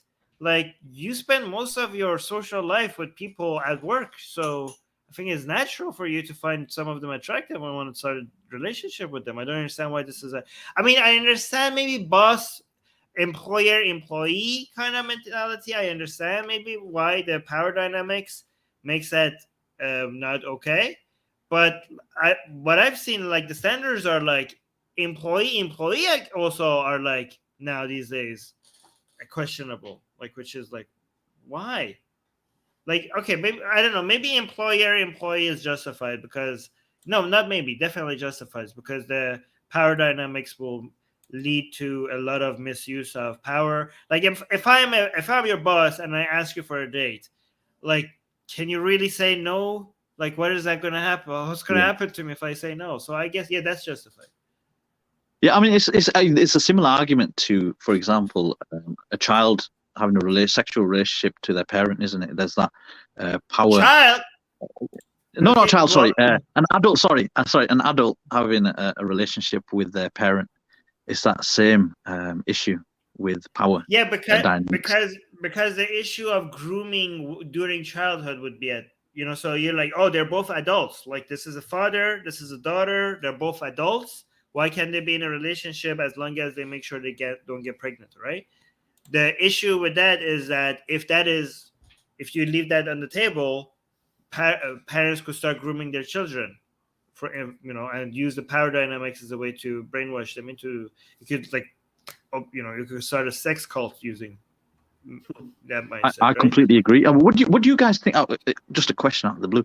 What do you guys think about consensual, like having sex with like animals, for example? Should that be legal or should that be illegal? Yeah, if you can get the consent of the animal. But we do plenty of things to animals without their consent. We do plenty of things with animals without their consent. So and actually, when it comes to sexual, you can actually get this. So. Well, because if a male horse is excited or he's happy, I think we'd know. No, I mean, like dog, like anybody that has a dog knows that when their dog is happy about something, they can tell you. Like when you take out their toy and you take out their leash, their excitement, like the fact that they're consenting into being taken out, is pretty obvious. So when people say animals can't consent, that's a lie. The reason why you don't allow that is because we come up with, even if the animal can't consent, and even if there is, you could find examples that there's no harm. The reason why we don't allow that is because you don't come up with rules and laws based on exceptions. You come up with rules and laws based on what the floodgate of harm that you'd be opening if you allow that, right? So, for example, the example I came up with to make that easy is like, imagine if it's 2 a.m. and you're behind a red light and there's no cars. By miles, you can't see any cars, right? So you're like, dude, like, there's no cars. There's no harm in me crossing the red light. And you cross the red light. Should that be legal? Should we make it legal that, okay, don't cross the red light unless you could see that there's no cars and then you could cross the red light? No, we don't do that. Even if you can find examples where there's no harm, you come up with a general rule that do not cross red lights, because if you allow loopholes, the consequences of allowing that is a lot higher than the few exceptions that you could find that is not harmful. You know what I mean? So yeah, that's a very good argument, Armin. So do you apply the same on incest as well? Remember the arguments we've had on incest as well? Yeah, I say morally, you could find examples of incest, right, where there's no harm, right? For example, let's say it's just an adult. Well, holistically, there is. There's harm. That was my consequentialist argument that I made with you nearly 3 years ago, and you disagreed with me at that point. I mean, two sisters having sex with each other as adults, I still don't know why it's anyone's business if they're both adults, right? But I can see why a brother and sister or a father and daughter, or like father and daughter is easy. That's a power dynamics. That's grooming involved. That's already very easy loophole. What do you think, Ibn Qayyim? Is there any? Does it make sense for us to have any rule for two adult sisters to have sex with each other? I think that should be perfectly fine, especially if they videotape it. I think we should. Oh my god! Yeah. But okay, so guys, because we're on YouTube, I'm gonna come out heavily against this, right? So because of YouTube's terms and conditions, I'm actually completely against this. So, but me too. We are yes, against this. We're against this. We are against. Yeah, we are against it. Yeah. But I just failed to see the harm with allowing it. Like two adult sisters, they can't have a child. They are not children. If it becomes a norm, you're saying that it doesn't become a problem. That's what you're saying. So two sisters or two brothers. Two sisters or two brothers. I don't understand what the harm is. I mean, again, I might be failing to see the harm. Maybe there is a harm, but if somebody but you're talking about fair enough. But that's fair enough. I couldn't care less about that either. I think like people are also saying, I find incest disgusting. Yeah, I know, but like that's not a good argument because a lot of people find, like, if you find gay relationships disgusting, that doesn't make it not wrong. Again, I'm not saying these are equivalent. Okay, one of them might be okay, one of them might be wrong. Why is porn so focused on incestuousness? Like, if you go on because we like taboo, porn, because we like taboo, because we're into taboo things. No, but isn't that correct? Correct me if I'm wrong. Yeah, correct me if I'm wrong, because I haven't seen this for a while. But but isn't it always about step? You know, they add the keyword step in that, like step daughter or step brother or step mother. I've seen videos of two twin sisters urinating in each other's mouth. I mean, it's okay. Good. No, you can't. You cannot talk about this on YouTube. All right, sorry. I can't. I didn't. Sorry. Don't be too explicit. Okay. No, let's drop this topic because this is getting into dangerous territory when it comes. My apologies. I do apologize. Okay. All right. I think we need to move. By the way, guys, we're against anything that is illegal. Okay, and any types of incestual relationship is in most countries illegal. So we do not encourage you to. We encourage you to follow the law, and whatever your philosophy is, make sure you don't do anything that could get you in legal trouble, and this is one of those things. Okay, so this is not something that we're encouraging. This is not something that we're for, and we're actually, given that it's against the law, we're completely standing against it. Okay, so this is our check the laws in your country. Check the laws in your country and see what is actually allowed or what is not. Yeah. Yes. Okay, so actually, let me make sure that we're not violating anything here. No, I don't think we are. We'll probably have to cut it out, this one. We didn't show any images, so no, it's not about imagery. It's just about okay. I think we're gonna. Should we move on to the next topic? I've got a couple of videos, Armin, to play and maybe talk about. Ready, Armin? Yeah. Ibn Qayyim, do you want to add anything?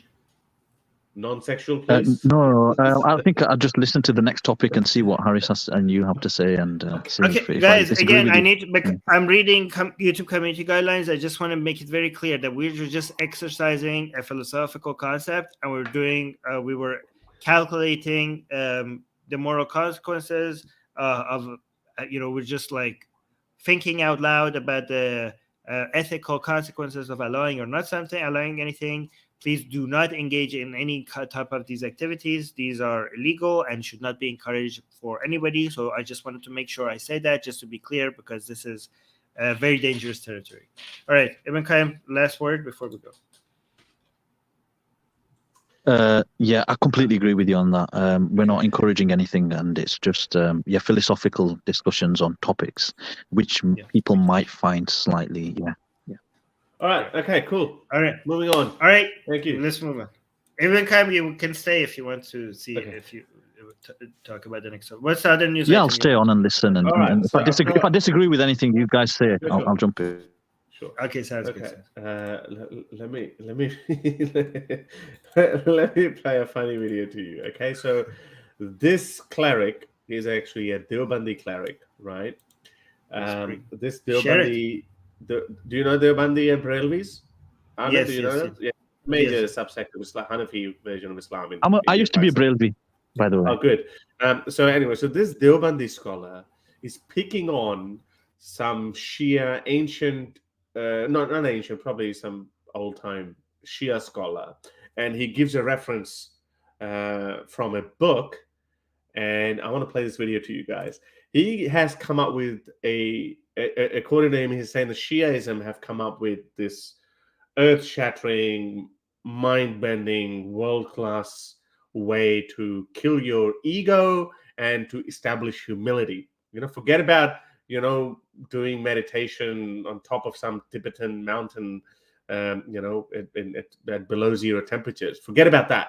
There's a better way to kill your ego and to develop humility. Are you guys ready? Here it is. Yes. किताब है, इस किताब में इख्तियार और मारिफत रिजाल, इसकी है जिल्द नंबर 6 और सफ़ा नंबर 521। इसमें रवायत निकल की है इनके एक बहुत बड़े शिये के बारे में जिसका नाम था मोहम्मद बिन नसीर नमीरी। ये इतना बड़ा। Oh, by the way, since you're Shia, I mean, do you know which scholar he's talking about? Muhammad bin Nasir Namiri? Okay, it must be some whatever. Anyway, so he's talking about this Shia scholar, and he's about to quote his activities and his suggestion on how to get rid of ego and establish humility. ये इतना बड़ा हरामी किस्म का इंसान था, इसको बिल्कुल खुला देखा, छुप कर नहीं, एलानिया। इसने एक अपने पास मुस्तकिल लड़का रखा हुआ था बदफेली करवाने के लिए। वह गुलामुल्लाहु अला ज़हरी, लौंडा था, इस लौंडे से बदफेली करा रहा था। वह अन्नहु आतबु अला ज़ालिक, किसी ने कहा गंदे इंसान तू कैसा गंदा आदमी है, इतनी गंदी हरकतें करता है। उसने जवाब दिया, कहता है इन्ना हाज़ा मिन लज़्ज़ात, ये जो काम मैं करवा रहा हूँ इससे मजा बढ़ाता है, ये जो मैं करवा रहा हूँ इससे मजा बहुत आता है। वह मिन तवाज़ु लिल्लाह, और जो आदमी इससे करवाए तो अल्लाह की रजा के वास्ते इससे आर्जी पैदा हो जाती है। मजहब हुआ ना, ये मजहब बतर के तजब्बुर, इससे इंसान की अकड़ खत्म हो जाती है। तर्क तजब्बुर का माना कि इसकी आदमी की अकड़ खत्म हो जाती है। Listen to the next part. अब हम कहते हैं असल तरीका तो यह कि इनकी अकड़ खत्म करने के लिए आदमी वो तरीका इख्तियार करे जिसको इनने खुद इख्तियार किया। कितनी गंदी हरकत है, कहता है इससे अल्लाह के लिए आर्जी पैदा होती है और आदमी की अकड़ खानी खत्म हो जाती है। तवज्जो रखो, मतलब ये कि मैंने हवाला आपके सामने मजाकबाजी के लिए नहीं किया, ये माहौल नहीं है, हंसी मजाक नहीं है। एक इतना गंदा फिरका कि जो मर्दों के साथ बदफेली करने को जायज कहता है और दलीलें दो देता है। नंबर 1 इससे आर्जी पैदा होती है, नंबर 2 इससे तकब्बुर खत्म होता है।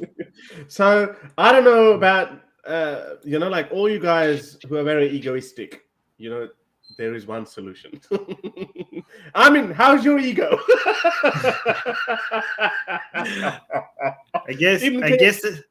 I guess this explains why I'm so full of myself. I haven't taken it up the butt yet.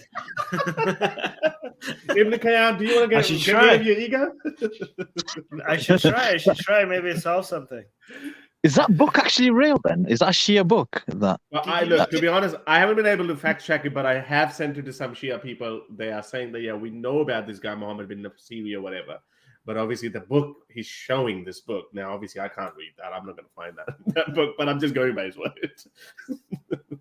I wouldn't be surprised. I've seen some of the things, that Ayatollah Khamenei wrote. And, the animal thing, and he's all into that.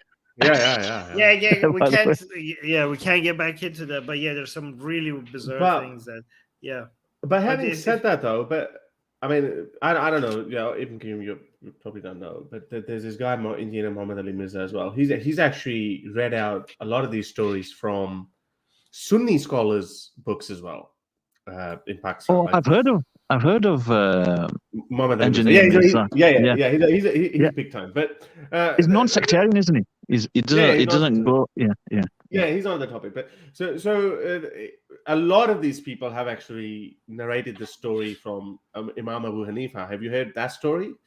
I mean, have you heard that Imam Abu Hanifa story? So apparently this is written about Imam Abu Hanifa from one of his own students, that there was this kid and he was very pretty and he came to Okay, we do not endorse any of this. We're not endorsed. This is purely a historical context and just explaining it to what Your it was. channel's gonna get nuked. What?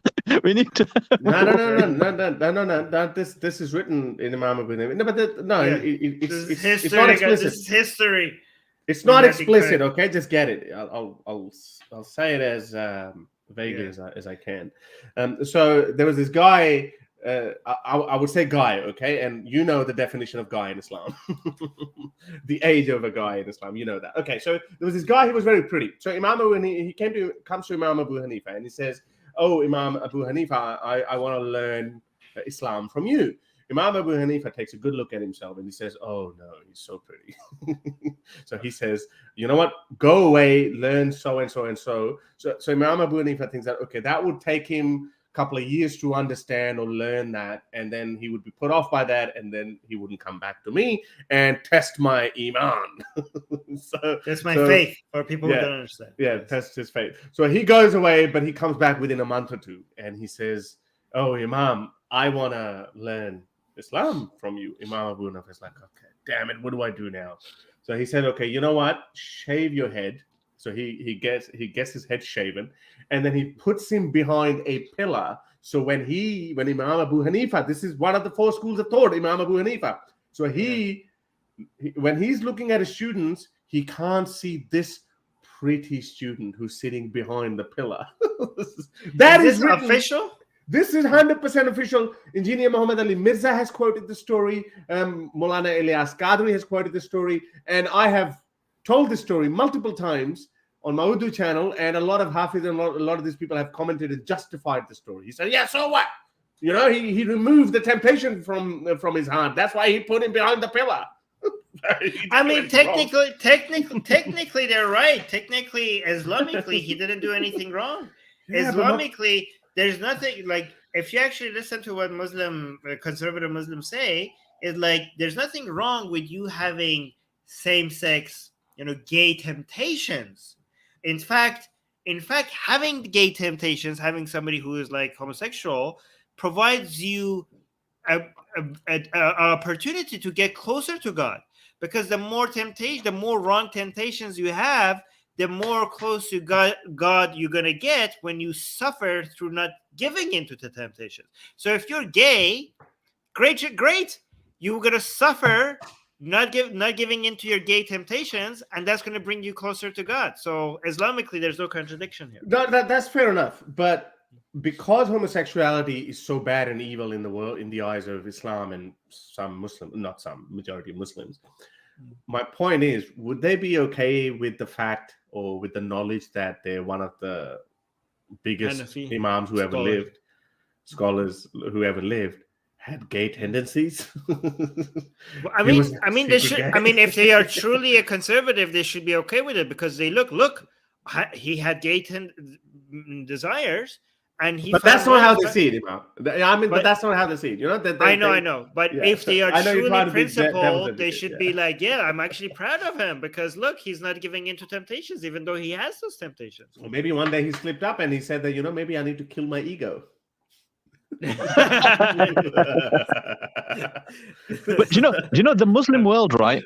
The Muslim world, it has a thingy in this. Basically, for example, in 1858, I don't know if you guys are aware, the final caliphate of Islam, the Ottoman Empire, decriminalized homosexuality, male on male homosexuality in 1858, long before the Western world, and that was not because okay. Yes, true. That's true. But that's not because they were being, Muslim. Equal rights or not because they were like being tolerant. Okay. That's because there were just too many pretty boys to have sex with. Like they were trying to allow something for themselves, not be considerate to human rights and gay rights and stuff like that. No, I agree. But it's like from an Islamic perspective, that would be punishable by death. Okay, yeah, but you're not talking. The caliphs in Islam is not like the Pope in Christianity. Okay, they were. I mean, if you look at what the caliphs used to do, they did. I mean, most of the things they were doing were not Islamic. I mean, most of them were drinking wine all the time. You know what I mean? So the caliphs, the ulama and the caliphs were many times opposing forces fighting against each other. So what the caliphs allows is not like a good way to figure out what traditionally throughout Islamic history and Islamic countries was considered Islamic. I'm pretty sure a lot of ulamas were wagging their fingers of that. I completely agree. Like, for example, in the Seljuk Empire, there were caliphs who were Christians, and they would just present themselves as Muslims, but would practice Christianity in their, everyday lives. Yeah. In Sunni school of thought, okay, the caliph does not have to live an Islamic life. The condition for the caliph is to create an environment where Muslims can do Islam. That's the condition. Like, you don't need to be a pious, or you don't even have to pray. You don't have to fast. You don't have to not drink alcohol. You don't have to only have sex with people you're married to. You could be violating all of these as long as you're maintaining stability for the ulama to do their thing. They were like, okay, stamp of approval. That was their condition. Yeah, agreed. Yeah. All right. We have only 10 more minutes, but I think a lot of people, because ISIS wanted to bring the caliphate back, they think caliphate is something very Islamic. But the caliphate was a lot more secular than the position of the Pope was in Christianity. So that's why, what the caliph does and what the caliph allows is not Islam. Yeah. Completely agree. Yeah.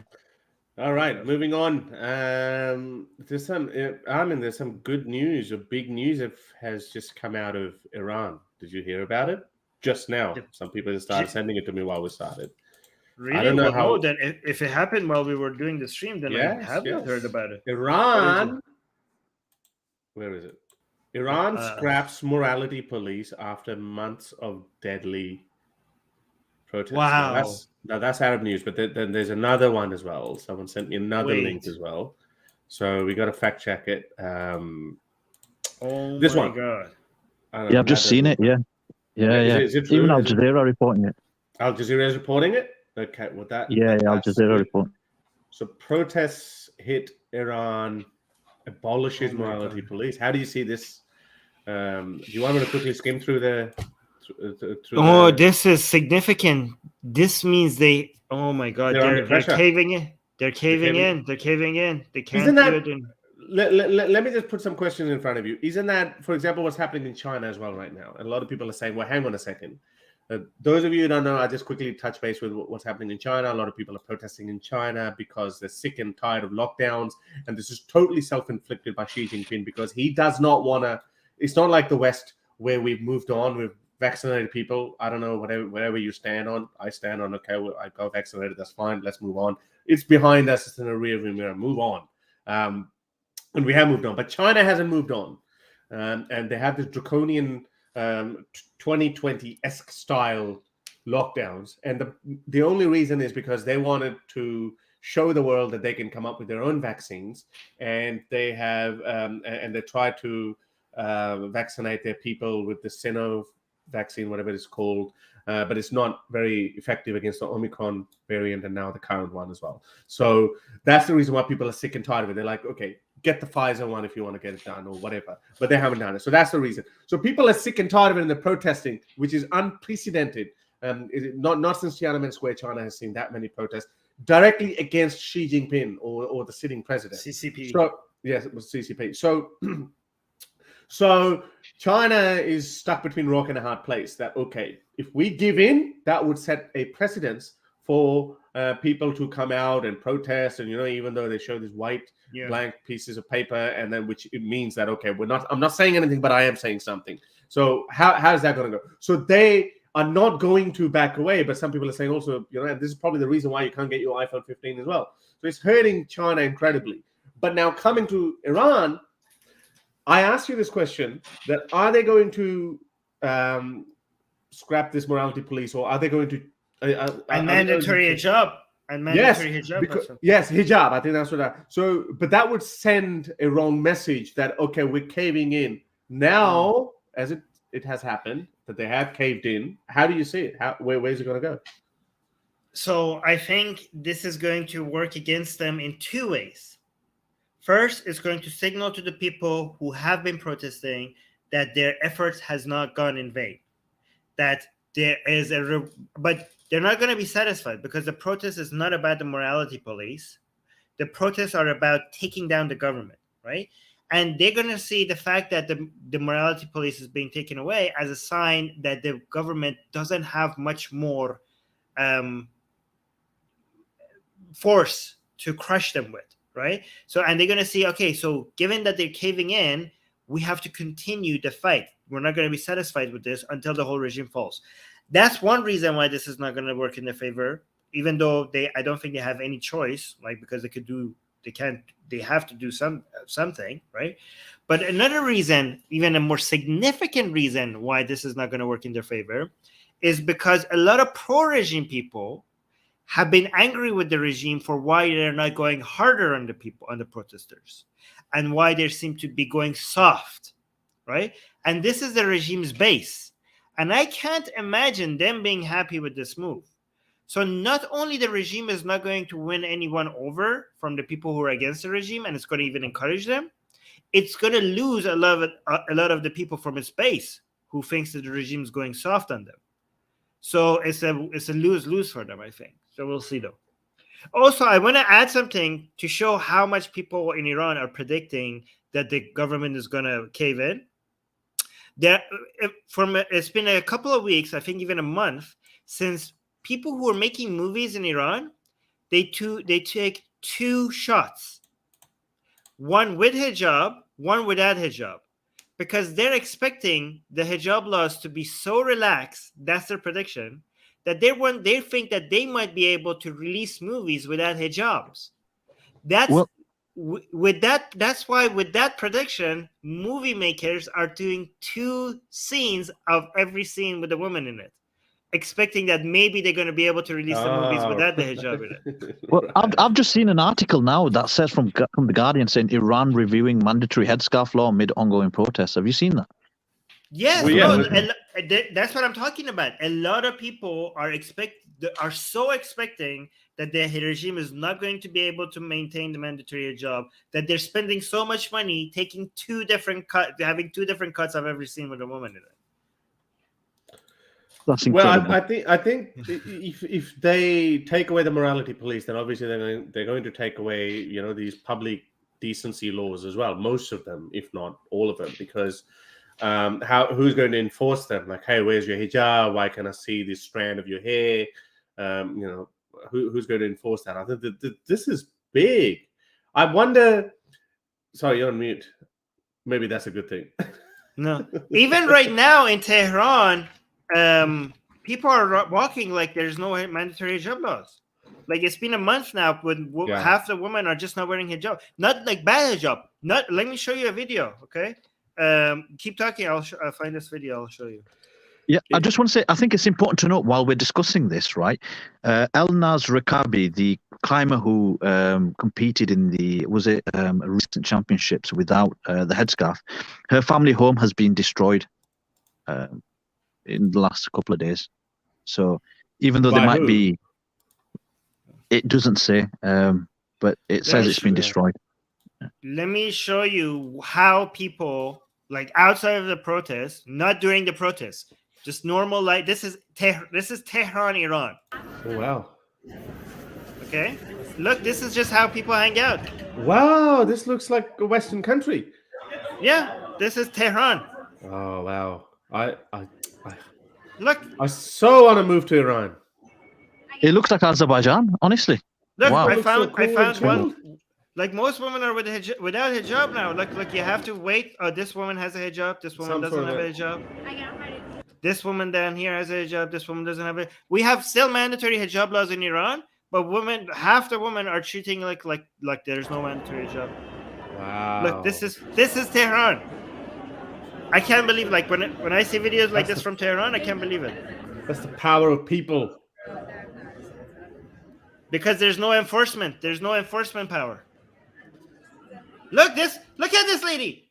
She has a t-shirt. This is like equivalent to walking out naked in Iran. This woman is walking in Tehran in public with a t-shirt. I could not ever believe that this will ever happen in my lifetime. This looks like a Western country. I mean, when was this filmed? This video? Did it tell you when it was uploaded on there? Yeah, On the no, this 1st is of like December. this is 1st of December. This is quite recent. This is Wow, like wow. this. Bloody The whole hell. point of this video is to So they're not show how enforcing the Tehran- laws now. No, yeah, they're not. But- They're, in many places, they're not. Especially in richer places, they're definitely not. If they're not doing that in Tehran, what chance do they have of doing it in other far-flung, distant cities? Actually, because people actually there's more likely there because people are Oh, poor okay. and yeah. Yeah, okay. Here, people are rich. You can't like. There's more consequences in making them upset than other people. Like hijab, no hijab, no hijab. This is. Armin, are you buying a one-way ticket to Iran then? I actually went and looked for my Iranian passport. I was like, do I You still don't need have an it? Iranian passport. Just go on your Canadian passport. So you can have. No, access to but I diplomatic- wouldn't need a visa with my Iranian passport. I Just wouldn't get a need freaking visa. You'll at least you'll have access to consular services if they arrest you for something. No, I have to go. Oh yeah, you're right. No, okay. So no, the whole point of let me actually keep playing this without the audio. The whole point of my Iranian passport has expired, right? But I could go with my Canadian passport there. But with my expired Iranian passport, if I have that, they know I'm an Iranian citizen, so I would be allowed without a visa there. So I could go with a Renounce your Canadian passport. citizenship. I can't. Iran doesn't let you renounce your citizenship. Really? Yeah, I tried. Wow. Oh yeah, I mean, I'm just watching a video now of people walking around Iran. So basically, it's a video of people of someone walking in Tehran. Do you know the streets with a camera, and like without any cuts, and significant proportion of people are not wearing the hijab. Yeah, Just in the Without- streets. just in the streets. Yeah, it's crazy. I can't. I honestly could not ever At believe least that I would- 15%. Yeah. Yeah. But by the way, it really depends on where you are in Iran. But like in Shiraz, in Iran, in Tehran, in Isfahan, in like major main cities, like women are like they're not giving any. Like, look at this. Like That's amazing. even when I was in Iran, like bad hijab used to get you arrested. Now these women are working. Mahsa Amini was arrested for One bad hijab, not for no hijab, for bad hijab.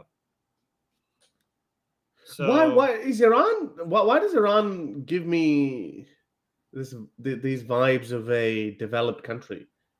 Is it like it definitely looks in a better shape than Pakistan? Well, I mean, depends where you are. If you go to Sistan Balochistan, you're not going to get Pakistan this. is Pakistan is crap everywhere.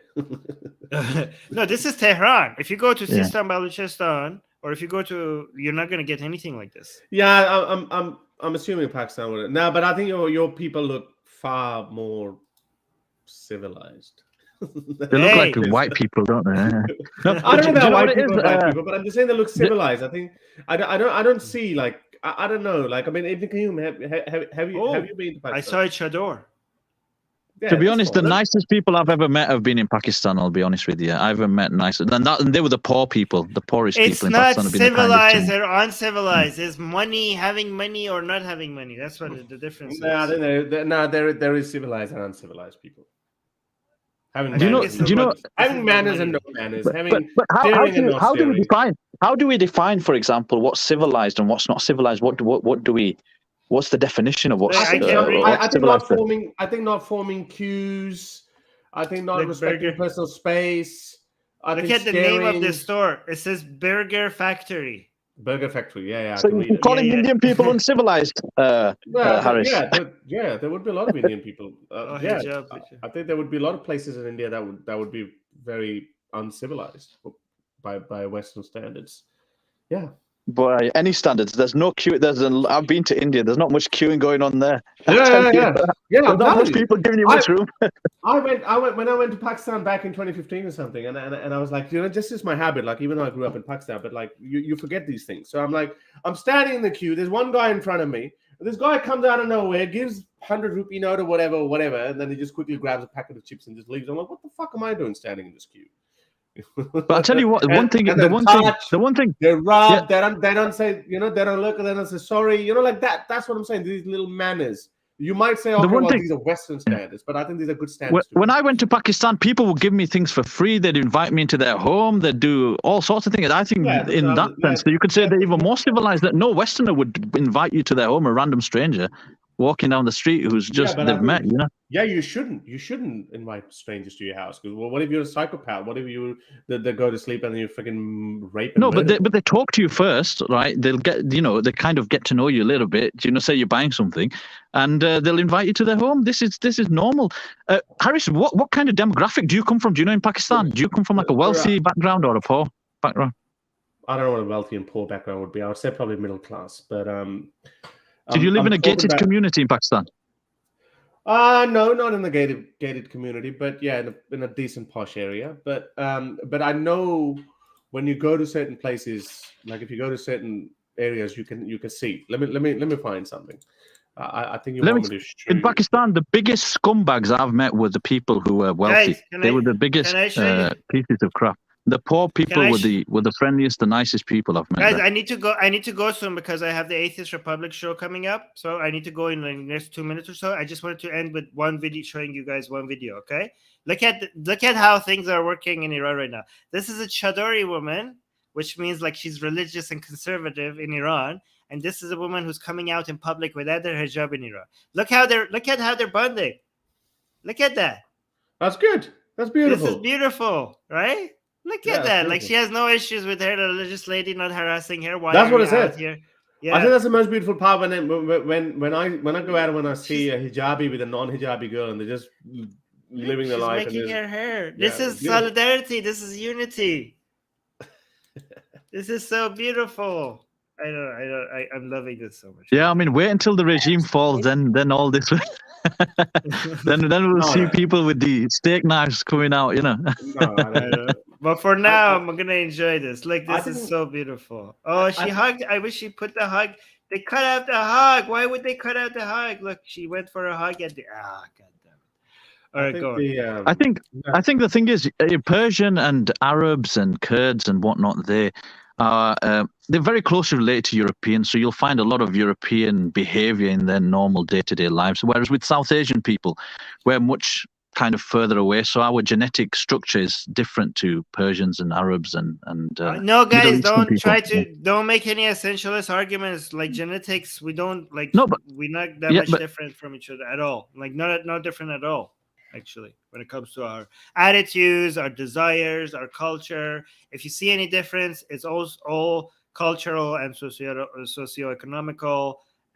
Is geographic and political circumstances. Genetically, we have no difference in attitudes and desires and behavior. Yeah, and civilization and being uncivilized, that is obviously not biological. That is what Armin said, socioeconomic or cultural. Yes. So it's not like Pakistanis or what I'm saying that people are slightly uncivilized are not capable of being civilized. That's not what I'm saying. Harris, would you say black people are less civilized than whites on average? Well, okay. So in United States, black people in America. Let's say black people in America, they're on average less civilized than white Americans. Again, okay, they commit more crimes based relative to their percentage of the population, but that is all could be explained based on poverty. Exactly. It's because of poverty. Harris, would you say they're less civilized? Would you say black people in America are less civilized than white Americans on average? How do you define less civilized? No. I think you should. No, that's what I'm saying. I'm saying by Harris's definition, would you say black people in America are less civilized than white Americans? No, I think you should stop saying that, because even if you're correct and you're not being racist, and YouTube might be very sensitive about the way you say it. So why is Harris allowed to say it about one demographic of people and you don't say anything, and then when he says it about a different demographic of people, and then you kick in and then because YouTube's algorithm Can I fucking answer, please? Yeah, go ahead. Because that's my own demographic, okay? That's my own demographic. So just because it's your own demographic doesn't give you a right to say something about that demographic. Yes, it does. No, yes, it does. No, yes, it does. White people criticize white people all the time. So yes, so only white people are allowed to criticize white people, black people. What on earth is this absolute nonsense? This is complete and utter garbage. You should be able to criticize any ethnic group, regardless of what ethnic group you belong to. Are you going to calm down? Are you going to calm down? And are you going to listen? So I'm not saying. Go for it. I think what you're talking is absolute nonsense. I mean, it makes absolutely no sense whatsoever. But go on, explain yourself.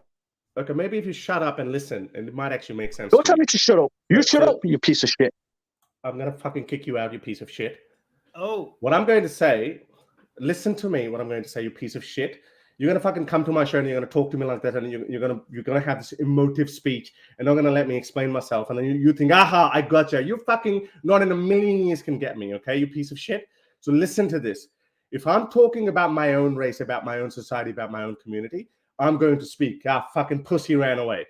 That's what you are. So if I'm going to talk about it, I'm going to talk about it unfiltered. I'm going to talk about it the way I see fit. And there's nothing you can do about it, you piece of shit. Listen to it, slow it down. It might make more sense to you. Okay. My reasoning, however, is both of them, you have to be careful. Okay. When you say Pakistani people, like any group of people are uncivilized, okay? Whether it's black people or Pakistani people, you might, and because the people who are listening to you will essentialize it to make it seem like what we're saying is that they're inherently like that, okay? Whether you have to, right after you say something like that, I think it would make sense for you to clarify that this is not even if that is true, it's not innate, that it is because of cultural and historical and economical circumstances.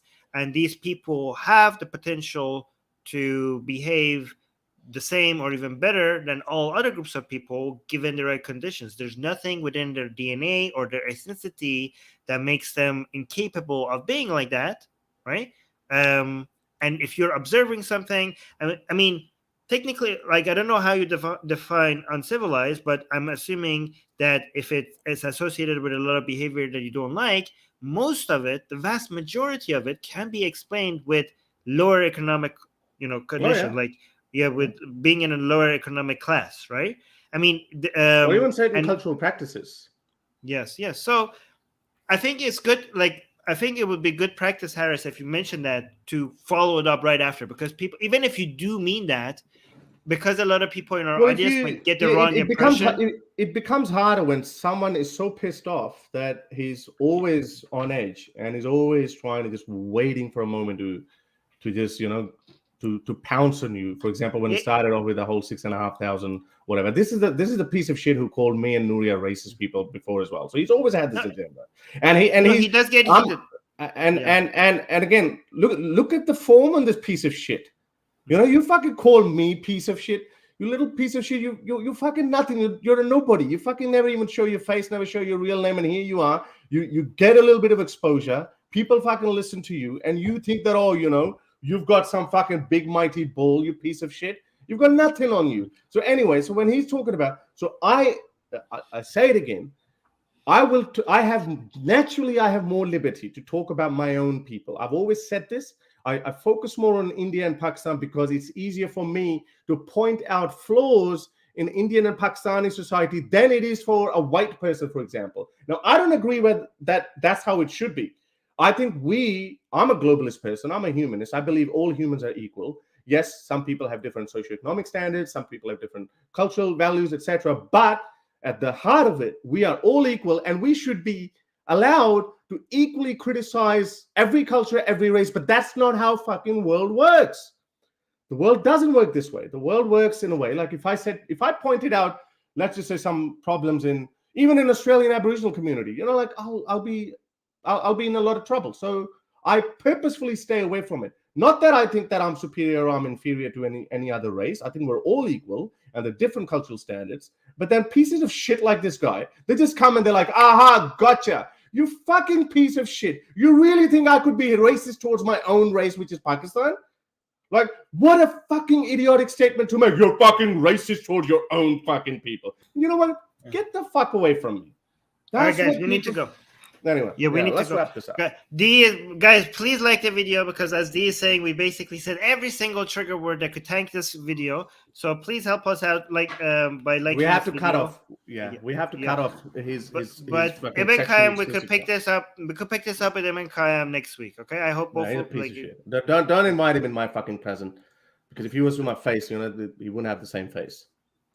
Piece of shit. We'll talk about it. Oh, he goes kicking me off the channel. You fucking piece of shit! You ran away. You ran away with your tail tucked between your legs. Let's leave. Okay, guys, like the video. And he called you cowards as well. He called you a coward as well. He used a plural. We're both cowards. Pussy. All right, guys. Bye. Bye.